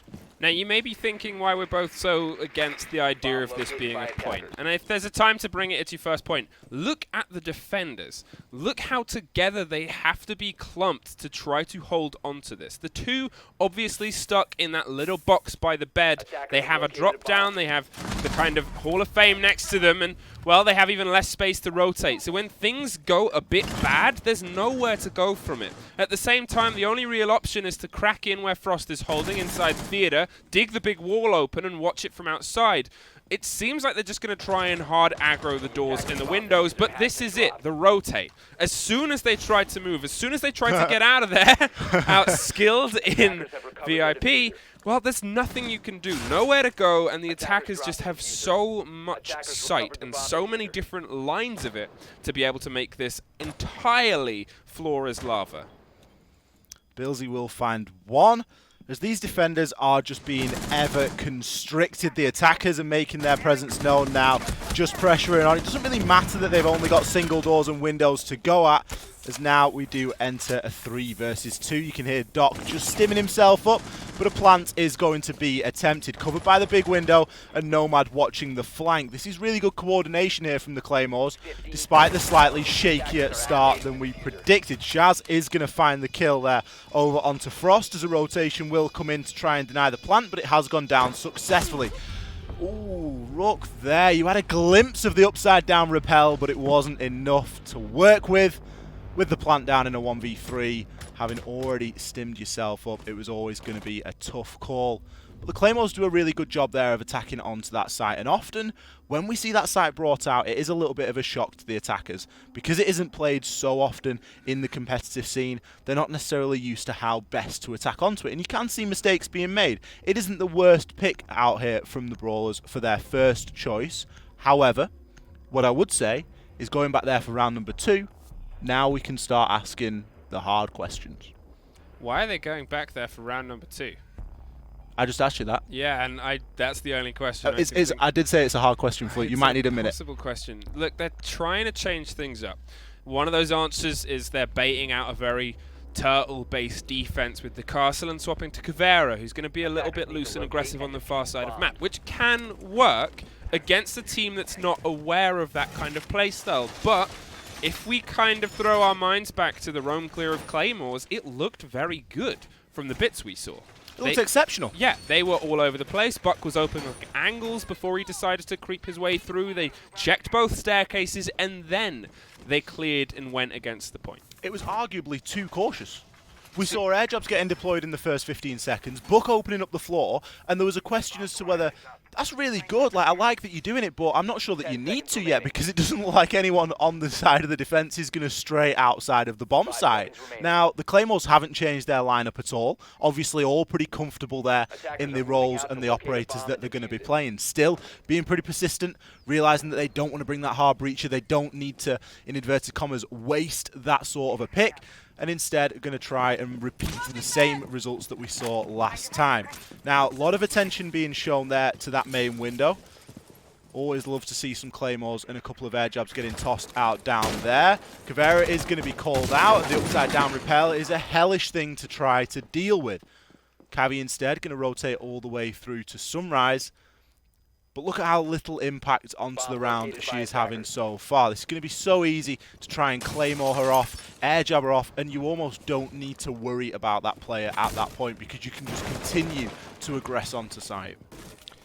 Well, they're trying to, again, find their slow and steady inside, and Caveira hasn't had an impact, but can always come back later to haunt you. Nomad is going to be the stop there, and, well, there is one of your ACOGs off the board. Rook taken out, and kind of really cuts your gameplay short. Again, look at the lack of space they really have. The drones are going to come out, they're going to know where Valkyrie is, and that is going to happen time and time and time again. There is no real safe place to hold in inside. If you want to take this point, sure, go for it. But you've got to do it in a different manner because what they are bringing against you right now, Brawlers, is an exceptional control of the space. And from that point onwards, they just need the information, and you are literally just people in a barrel to shoot. I really mean this when I say this, and you will not find a more effective way of dealing with this site than what the Claymores are currently giving us here. They've got every single crossfire covered. They're nomaded. They've got everything ticked off their list. Billsy is on a tear. Once again, Doc, last man standing. Left to try and pre-fire off very little information. Diffuser almost certainly going to start going down momentarily, although we can see Billsy is going to be the one to get that down. So not only is he able to get out there and get some kills, but also able to get the plant down as well when it matters. Then peeks on through, destroys that deployable shield, which was really Doc's last hope, as he's now still left to try and pressure on in, but will fall. Billsy, 3 kills, 1 plant, making everything look so simple. So one of the things that we said in the first game, if you were here for that as well, in the 7-0, was that the attacks never really seemed like they were together. There was never really a shake from their idea of a strategy of let's all get behind the hard breacher and see what can happen. Here, we're seeing a lot of mobility, a lot of kind of malleability. Yes, this isn't as strict as Clubhouse can be. You can be a little bit more kind of versatile and loose with your attack. We're not seeing any hard destruction bought at all, and they're trying to kind of frag their way and smash their way through, which is a fine strategy for this kind of map. But at the same time, the pre-work that they're doing, the droning, the teamwork and building themselves up to actually take the point, this is the kind of attack that we're going to have through. Unfortunately, we're going to have a very quick rehost as we find ourselves back onto the camera for some reasons, but I'm honestly glad that the point we saw was not Penthouse. That's my main takeaway. Yeah, if anything is to be taken out of that prep phase is that everything in it should still last, it should still count. They'll have to pick the same operators, and they will have to choose the same site. And finally, that site is going to be Hooker and Billiards. We've been waiting for this for 2 rounds nearly. You know, we didn't mind seeing the Penthouse to start off because you never know what these teams are going to bring out. But for me, so far, the Claymores, they've just been too good. Yeah. You know, crossfires, keeping each other's back, the air jabs, just funneling all the defenders, getting them, you know, like I think you said, sort of fish in a barrel sort of analogy, you know, just getting it to a point where you almost can't miss because they're just so constricted inside the site. We've not seen any roam game at all really coming out, and it's been a bit of a difficult one sort of to watch in terms of I'm not sure how well matched these two teams are. It seems to me just from, and we've only seen 2 rounds, so this is a real wild speculative call, but it seems that the Claymores are pretty decent at Siege. You know, they know what they're doing. That's the thing. The kind of synergy of the operators that they're bringing is really well put together. They're not running a hard destruction because they don't feel they have to. And this is a map that rewards not feeling like you have to bring hard destruction. It can be, as I said, very malleable, very adaptive to the varied playstyles that you have. Buck can do exceptional, unbelievable things running underneath, which you see pretty consistently. You can have big, long angles held from the far side with bigger rifles if you're, say, pushing against Hookah and you want someone in ruins. Penthouse as a site, in general, it used to be the top picked site. It used to be the one where you kind of bring it. And then we brought in operator pick bans, and then Mirror kept on being banned, and then everyone suddenly realized it's literally a box. And if you reinforce the back line of the box, there's nowhere to go. And there's 3 or 4 different places in front of you, and then a lot of depth to it for them to get superior angles. If you don't reinforce that, well, then they've got 2 more angles behind you that you then have to pull back. And there's no end to having to pull back your defense, which you get with the other points. You get a little bit more functionality with them. So, hey, we're going to see them on Hookah, and I'm hoping we see them kind of go, okay, well, let's bring ourselves back into this a little bit. You know, little breaks are always a good thing, often for both sides. Usually the team that has been struggling up until this point will use the time to kind of get the heads together a little bit, reset the mentality, something we talk about all the time. It also puts a pause onto that momentum as well that's been building up now for the Claymores for the past 2 rounds. Billsy in particular, he's going to be feeling pretty hot. He's been hitting his shots. He's been getting the plant down and being sort of quite the hub of the team. I think it's fair to say. Hasn't died you yet. know, doing a fantastic job at keeping himself alive and getting his work done. But all that momentum kind of goes out the window when you have a short break, because it does just give those players a bit of time. And I'm sure that some of them are looking away from the screen thinking, "God, we've played 2 rounds already. I feel like I've blinked and it's almost you know, we've played 2 rounds. It's unbelievable." But yeah, Hookah Billiards.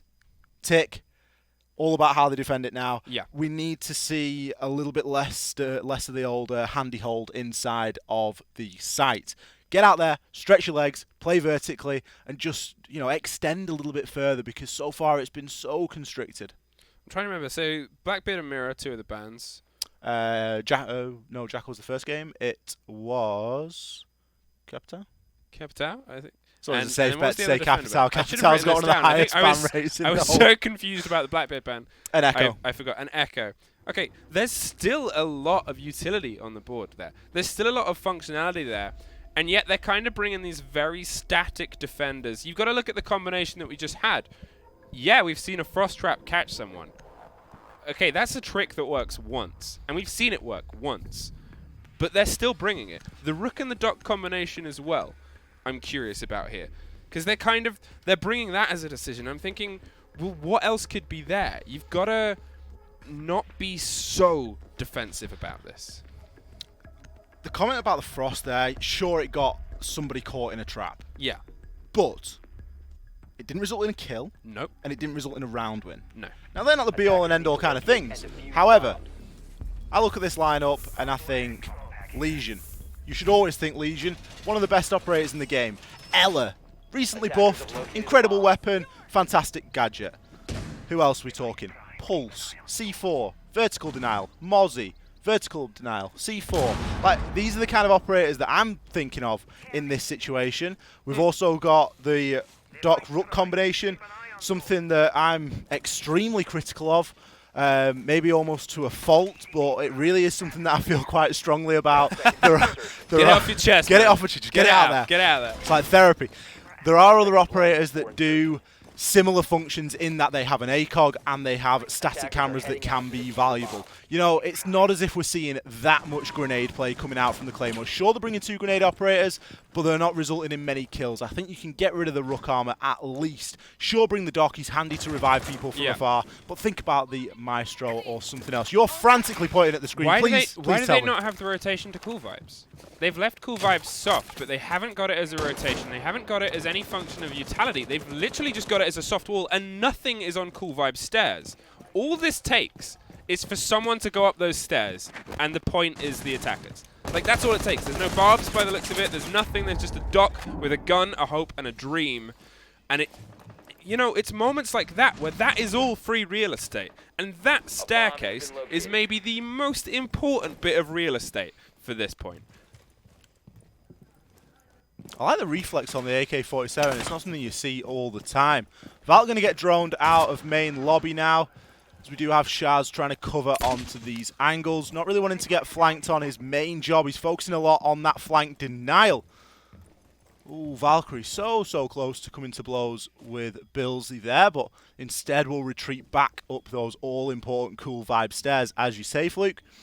And yep, no rotation. Very questionable play. They've definitely got the ability to make that rotation. And Valk choosing to bring the deployable shield, but it won't matter because she's going to find one onto Ares Curse, make that 2.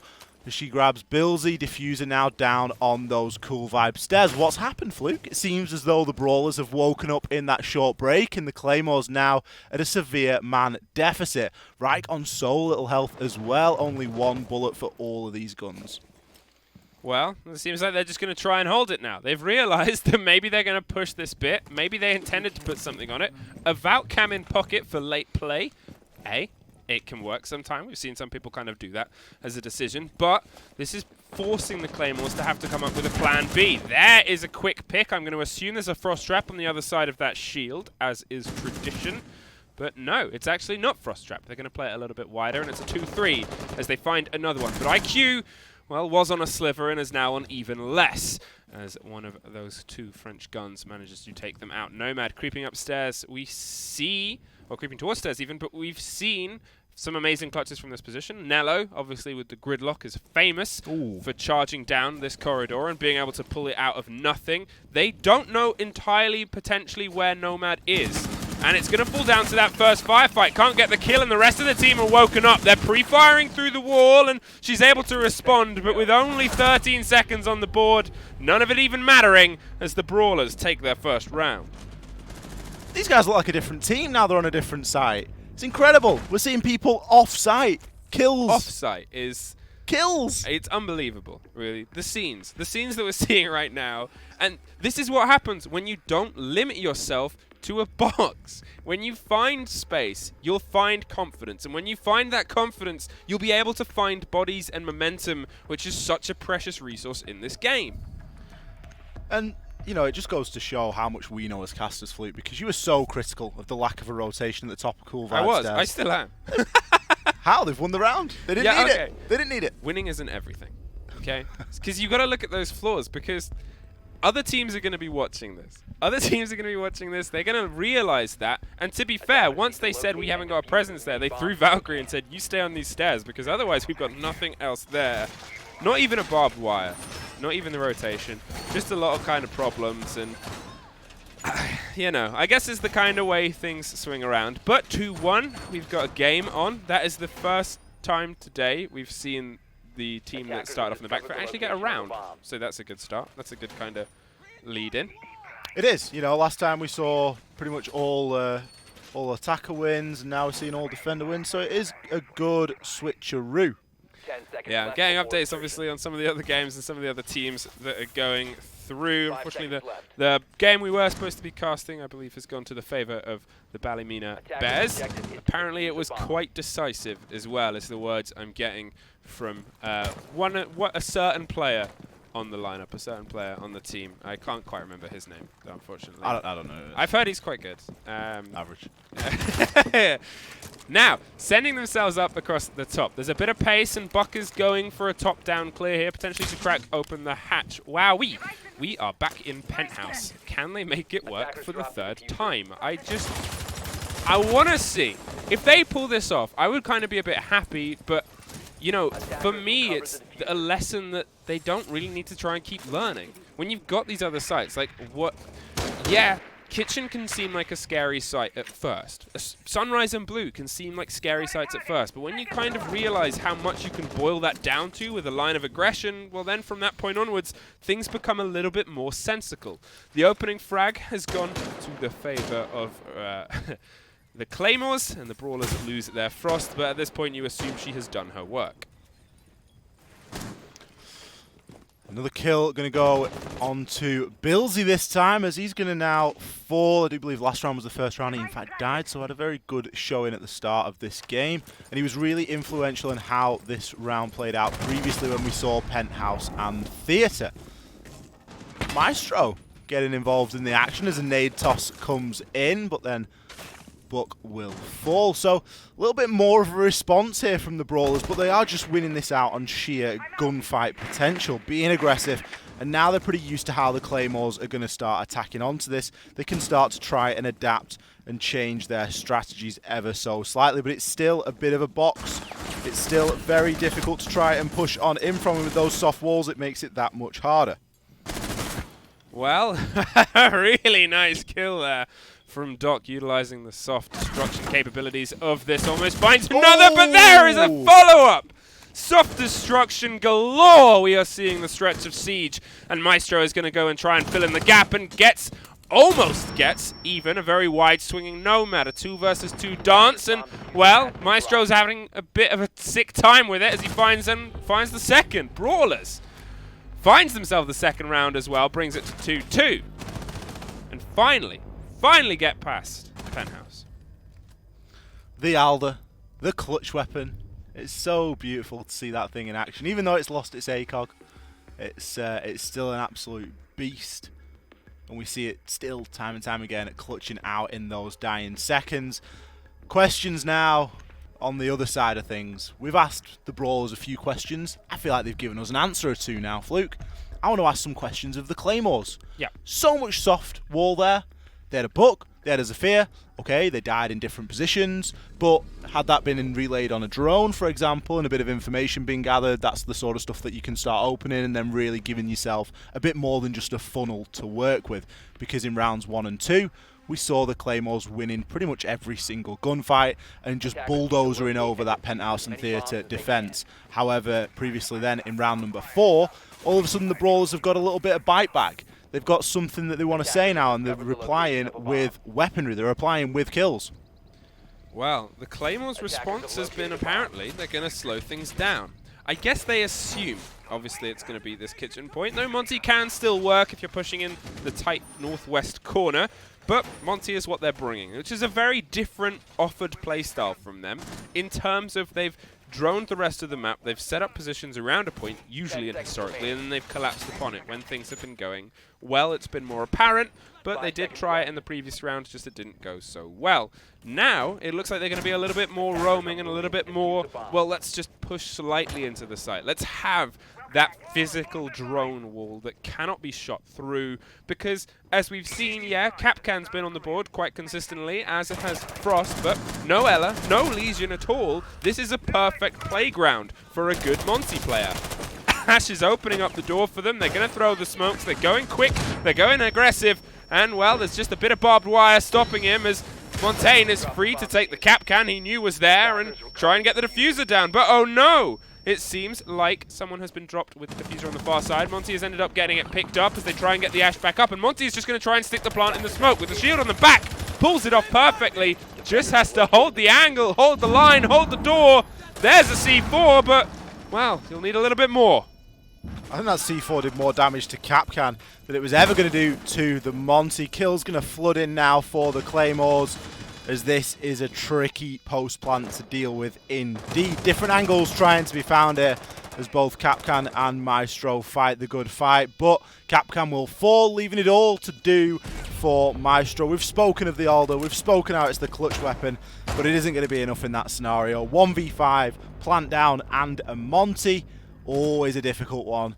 And a headshot from Shas is going to finish off that round. Claymore's moving quickly when they can see an advantage. Great pick there of the Monty. They knew exactly what was going on there. They knew it was going to be kitchen service. It's a nice little pocket strat to be able to throw in. And it just gives them the edge once again. Do you know what would be really good to stop that kind of play? Elysian would be a good pick up Yeah. right now. I just... Yeah, okay, they won 2 rounds, but you've still got to look at why they are so locked in on this roster. This is a consistent, that 4 on the right, apart from whoever Game Cribs 08 is, because they're playing on store accounts, apart from Jake's, is the only one that really know who is who, they are consistently bringing that locked in 4. And, you know, whether it's comfort, it's not really a strategy lineup. Because, yeah, there's places you can put cameras, there's places you can put utilities, but this is a gun lineup. This is one operators that they're bringing for the functionality of the guns and what they want to feel comfortable with. There's not a huge amount of utility there. I can't believe that it's got to round 6, and I've only just realized. Where's Jaeger? Yeah, no. Jaeger hasn't been on the board at all. Lesion hasn't been on the board. I've literally just got to round 6, and it's like I've woken up out of a dream, Yeah. and I'm like, they've not brought a Jaeger at all. I know, and it's like I'm trying to piece together why, and the only answer I can get is just comfort, because they're not changing either.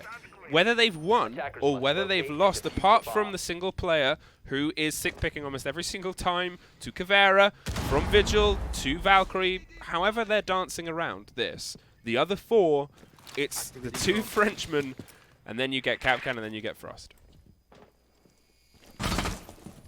Yeah, for me, Legion, Jaeger, Mozzie, bring more C4s. C4s are always good. C4s always result in some good, Mozzie entertaining would be gameplay. fantastic as well. Mozzie's the best operator in the game. Yeah, and think how much droning Claymores are doing. Because that's the best bit of Claymore's push right now, is how concise. Oh, Flute now. Come on. It's reinforced. Yeah, it's reinforced. Not only have they not rotated it this time, they've literally reinforced it this time. Yeah. Please. It's locked down. There's no one coming in. There's no one coming out of Oh, no, that's like a little death corner. Yeah, and they've put themselves in that situation. Imagine, just imagine, that's all I'm going to keep saying. Imagine a frag grenade just over the top. Bomb located by attackers. Claymores lose the first firefight, but then get the refrag there, and the Jackal is able to find a body in revenge. Rook is just going to try and hold deep on the window, wait for an upside-down repel, return from Billsy, and there's a quick pick from Jakes, who drops another one. The Nomad is taken out. And this is what they're doing. They're just using guns. They're just meeting the doors, meeting the firefights.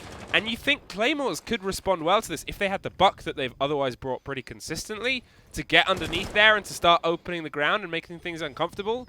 But they're not. They're just kind of slamming their heads against it. And unfortunately, this is what happens. Yeah, I feel like they brought the Jackal because the smoke plant worked so well for them in the previous round. And you know, their level of droning doesn't really require a Jackal.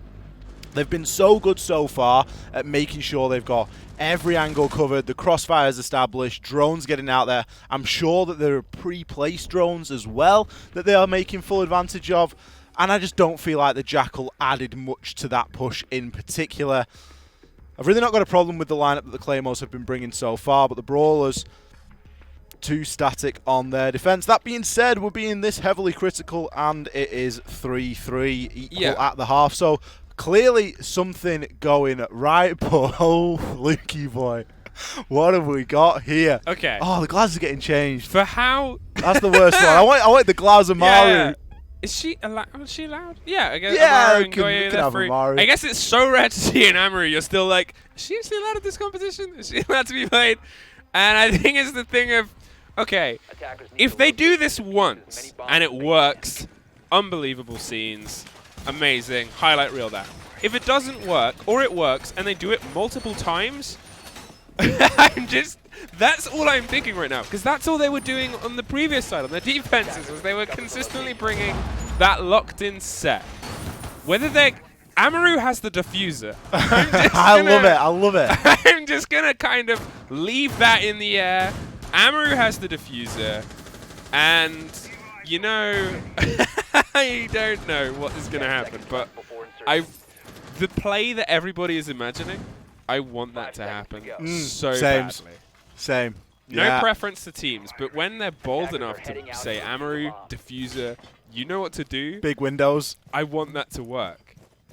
I mean, the Amaru up to the roof is also quite a good option because there's often a lot of late setup that goes into this bomb site as well. So you've got the opportunity and the chance there to really affect that. If you get yourself onto the roof early and start cutting off those rotations, you can almost always get a kill from the roof, as somebody is just going to be found either in and around the Aqua area, in and around Vars area.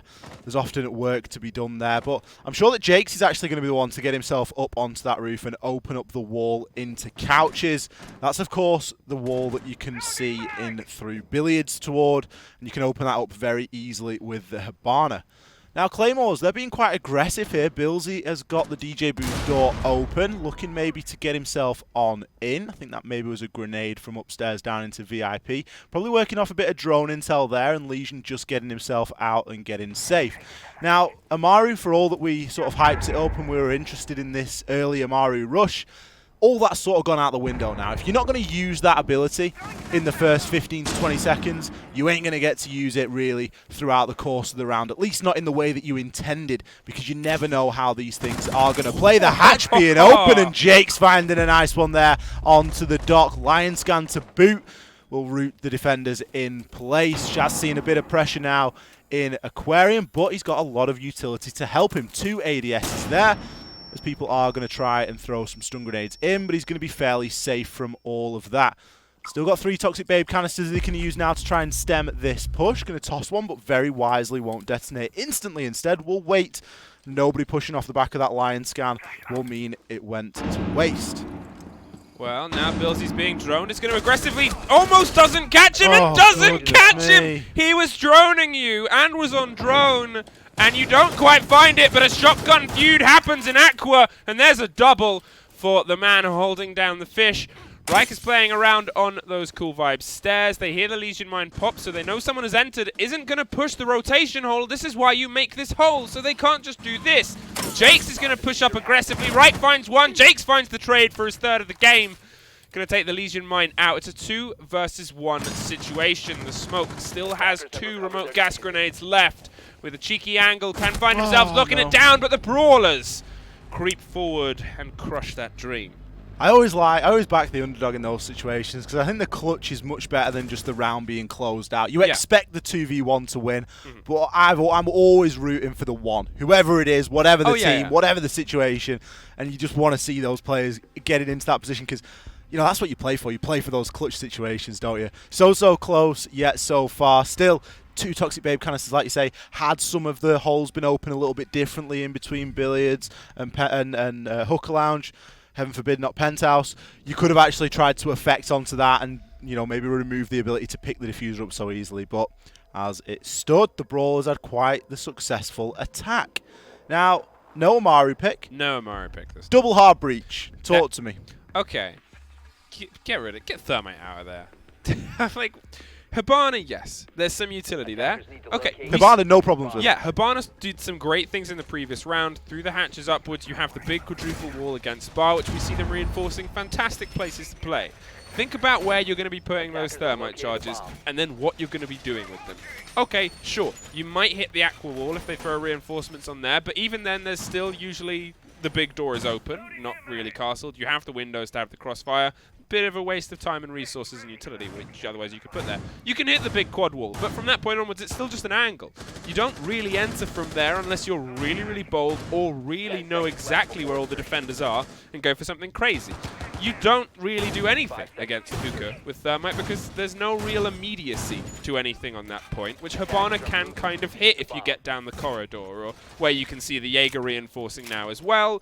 That will just be a sight hole as well. It's just choice of hard destruction that if you need it, then there's others that can kind of do a more rounded job.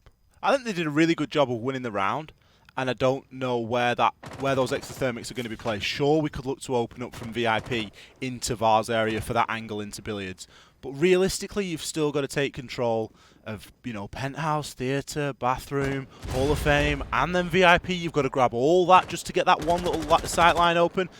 There's a question to be asked there. We're not going to see an answer, because Thermite is going to be the first casualty as Billsy gets super aggro. Almost got both hard destruction in one jump out. Okay, Coastline's not the biggest map for that to matter, but that is the dream of every run-out Jaeger. Yeah. Is to take both hard destruction off the map. And in their heads, they return to applause. It's the scene from Spider-Man, where they lift up the body of the Jaeger down the train. It's a Jaeger who's got a jump-out kill on both hard destruction. There is Jackal, finding one on those main lobby stairs and pushing his way up towards luggage to try and get a bit more map control. A couple of bullets landed his way, which is going to be a danger as you approach both a Smoke and a Legion. And I guess if Maestro's feeling a little bit fun, a couple of zaps from his camera is going to put you in very dire straits.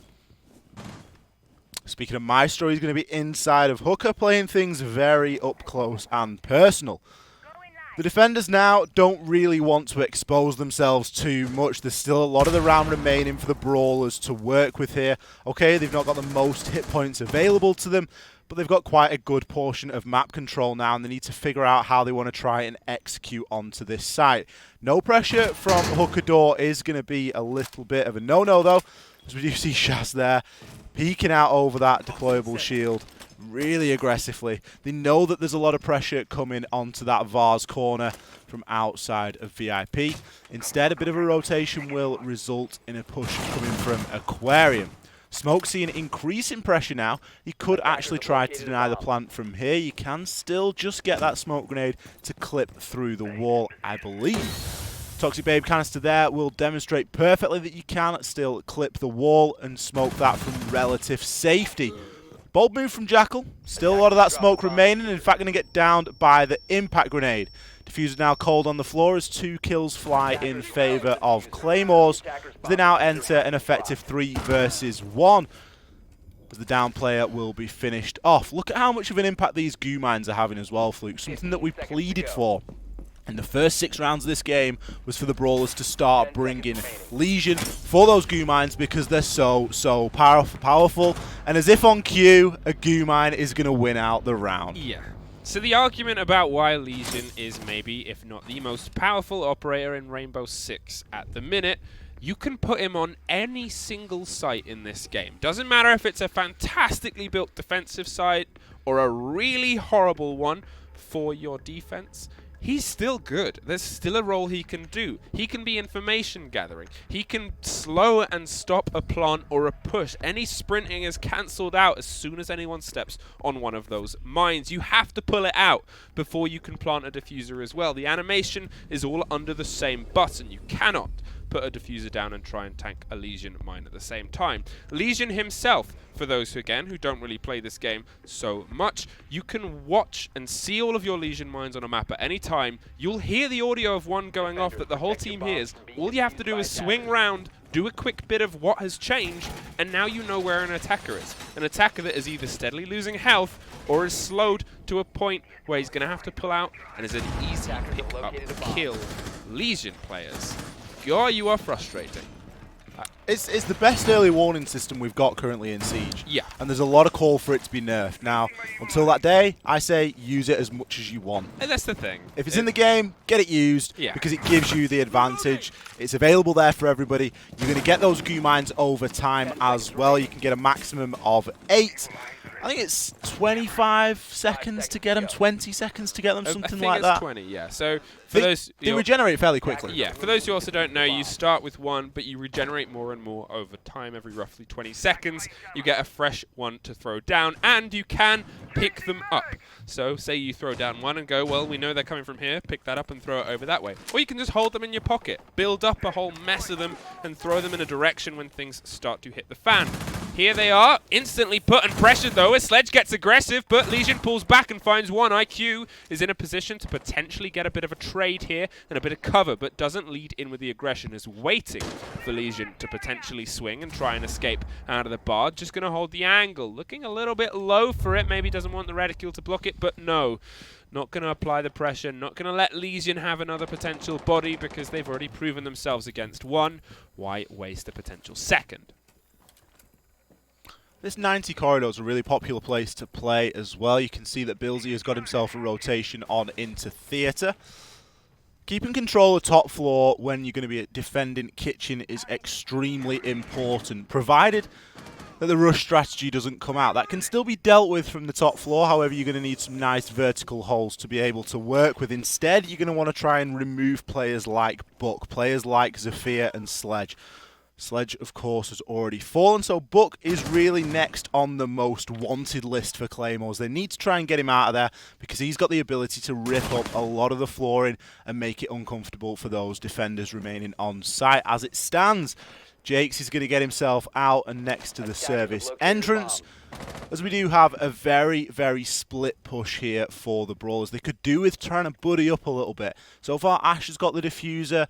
Upstairs, a little bit out of position. IQ at the bottom of Cool Vibe, just having their time wasted so far. As the Claymores, they don't need to move. The clock is ticking down in their favour. You can see Reich is itching to get himself out there, but instead he's just going to continue to hold the angle, waiting for the cover of his teammate Billsy, as the push does eventually come through. And Reich didn't actually manage to land the finishing blow there, as IQ will survive for a little bit longer. Jake's going to find 1 onto Shaz. And well, it was almost going to swing in the opposite direction, but Reich will convert that kill, and now it remains a 3 versus 2, as Jakes is going nuts in the site. Well, Hash is unfortunately lying on the floor and breakdancing, and it's all down to Buck to try and keep them alive at this moment in time. 3 full health defenders and a C4, as you pined for, is the lock-off there. Some good intel gathering there as well. Good communication exchange. Unlikely to be revived, from a downed state in that instance.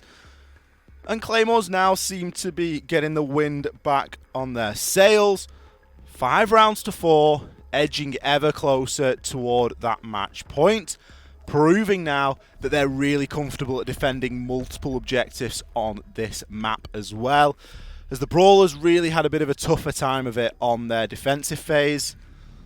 Maverick now going to be brought for a blue bar attack. Of course, the Brawlers haven't got a great idea of where this is going to be, but tripling down on that hard destruction. There's not many sites in this entire game, in cross comp maps, non-comp maps, or even anything where you need triple hard destruction. Like, the only one that even gets anywhere close to that, I would say, as a non-comp map, is Hereford, and that is not lauded as a good map. Triple hard destruction is just so curious, because I cannot understand the breakdown of why they go, well, this is what we need to bring. And I think this is the conversation that the Brawlers need to have, because obviously we've got to point towards the fact they've taken some of these rounds well. It's 5-4, it's a close game for all intents and purposes. But the synergy behind what they're doing from a tactical point, I'm just not really sure if there is calls being made, or it's, I'm going to take Maverick this round. They're obviously really capable. We've seen that in the way that they're playing. They're good at shooting. They're good at staying alive. They're good at playing the objective. What they're not great at is their operator selection, in my opinion. And it sounds like Flukes as well. Yeah, it's just... But I think a lot of people would have a problem with 3 hard destructions on coastline. When you're looking at the kind of way that the defenders are playing as well, Jackal is on the board, and they're playing loose, aggressive roaming. You can control so much space. You're bringing a sledge, sure, but Buck again is so good on this map. Those frag grenades to dig in. They're playing a Jaeger, as you expect, apart from unless you're the Brawlers. But at the same time, those frag grenades can be perfectly cooked. And then you have the entirety of that beautiful soft floor that we've just seen demonstrated by our wonderful observer feed across the entire top of this point and site. And it's just...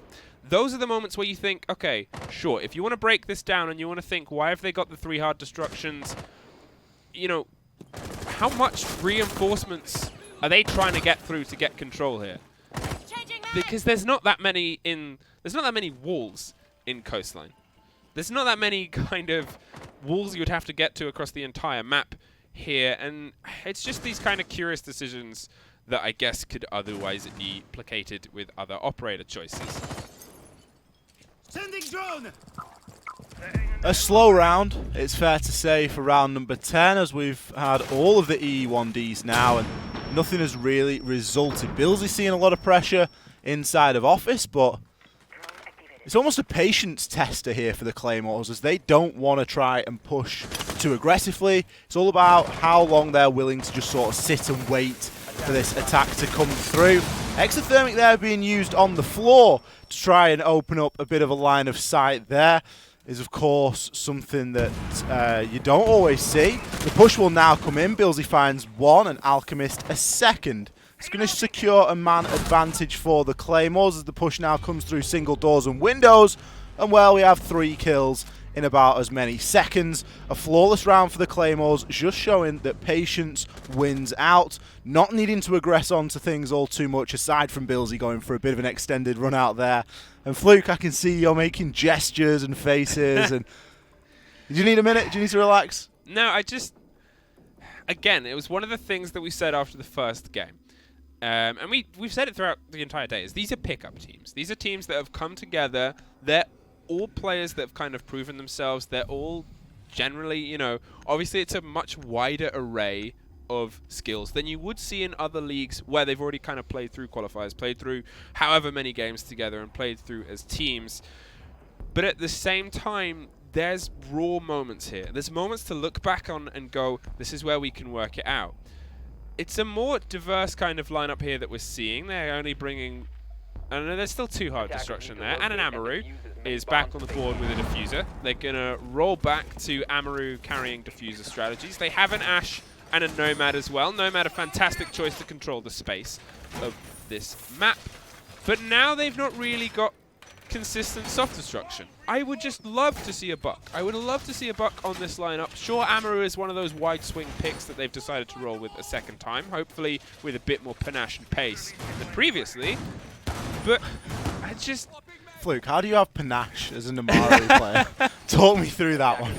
Well, I mean, if anyone can pull off something I'm not expecting to see, Brawlers at this point for me are that team, because I could never have predicted any of how they would go into this game. If you told me a team on their attacks were going to bring 3 hard destruction on coastline and their defenses were going to primarily go to penthouse, I would have just been like, nah. And here we are in a 6-4 situation. And that's the crazy thing, is that it is 6-4. I've just heard the Amaru gadget going off there, but I do believe it was just to the roof. Just trying to cover those angles in the early part of the round, as it is a popular spot to try and catch one of those defenders off on one of their many rotations, as some late round setup does develop. But more worryingly, the Amaru has the diffuser as well. At least she's able to navigate the map fairly quickly, at least vertically that is. She's going to have to do some work to try and get in a plantable position. Well, so far from the Brawlers, we've not really seen them gain that sort of ground. Nomad's in an interesting spot here, and this is a really powerful spot if she wants to try and hold this as a rotation. We'll trigger a goo mine, and that is going to let her location be known to Reich, as he's playing on the Vars. Billsy downstairs as well inside of Sunrise. He's got some horrible bullet holes to try and peek on through, as once again the Claymores just showing that level of patience that we often see with very good teams within Siege, knowing that their defense is very strong, knowing who is covering each and every angle, and not feeling the need to overexpose themselves. Amaru's got herself now into Aquarium, looking for that plantable position, but once again we have Smoke behind the couches, ready to deny it with those Toxic Babe canisters, and Amaru's going to get caught on the door frame and fall. Diffuser cold on the ground, only 1 Toxic Babe canister used. Well, now it's just a kind of moment of waiting and letting everything fall across. Nomad gets cut down. Reich tears the person down in 90. It is an Ashe and Hibana versus the world, and Maestro is cheeky with his zaps. And, well, Jakes has a lot left to do. Has been a pretty great player so far, able to find a few bodies in tough situations. Having an Ashe play the back line holding the angle is a particular sight. Oh, yeah. Mozzie has a Nitro in pocket as well. Vertically watching onto the diffuser there. This is the power of Mozzie as an operator. He's got the super shorty, he's got the nitro cell. Look at how much he's just done to disrupt the push and make it feel very uncertain. He's now able to start opening up this floor and still working vertically. Jakes is going to find one onto right, which could prove quite huge. A kill will be traded in either direction, but it's looking too little too late, as Jakes is dancing the merry dance with Shaz on the smoke. He will find one. He's now got a deployable shield, but no, the rotation comes out from Alchemist. The Mozzie not only being able to work vertically, but able to rotate back into the fight when it matters. That's going to be Claymores winning not only the round, but the game. You know, you've got to give credit to them. You've got to give credit to how they pulled together out of the 4 teams we've seen tonight. And yeah, the first was a 7-0, so maybe the team on the 7 got a little bit fun with it, I'm going to say as a choice of word. Their attacks, their defenses were consistent. They were well balanced. You could see the communication live as well. We could see it happening. The positioning was great. If you are other Belong Rainbow Six teams watching this, the Clyde Claymores are definitely one that you've got to start prepping for, because that is going to be a tough game when they're on it. But at the same time, the Bristol Brawlers, they brought it close. Yeah. Even with, at times, particular operator and choice selection. I feel like we were quite critical there of the operator selection, and it's only through wanting everyone to develop as players and develop as a team particularly. It's important that everyone does sort of take these things with a little bit of a pinch of salt there. Yeah. It really is from like a learning process and a learning background. If you want to bring 3 hard breaches, please do, and prove us wrong.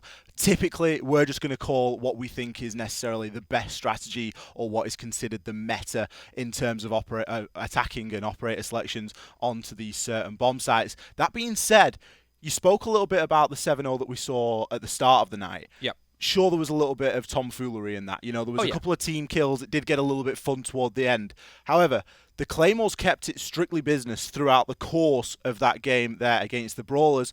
And I think that was kind of testament to the Brawlers because despite the kind of wacky out there operator selection, they were really in contention there. You know, they were getting themselves up there. 7-4 isn't a stomp by any stretch of the imagination. That's a good game in my eyes. And there were rounds that could have gone either way had certain things played out a little bit differently. So the Brawlers, one to watch, but so far the Claymores, for me, that's where the bar has been set, and we're going to be trying to find the team that is going to be able to best them and give them a good game, because so far I'm seeing some great things there. Really good coordination, really good crossfires, really good teamwork. It's very infusing to come back for the first couple of games to cast here in the Arena Clash, finally on PC. Finally on PC, here we are, and that was our first couple of games on stream for the week. Unfortunately, obviously, we had to have a very quick change in the schedule, in the lineup, but I'm sure we will be able to see all the teams and all their merry skills across the week. It's also worth noting that next week we are postponing for a week. It's why we have actually started early in the Belong Arena Clash. Here, Rainbow gets to kick things off because,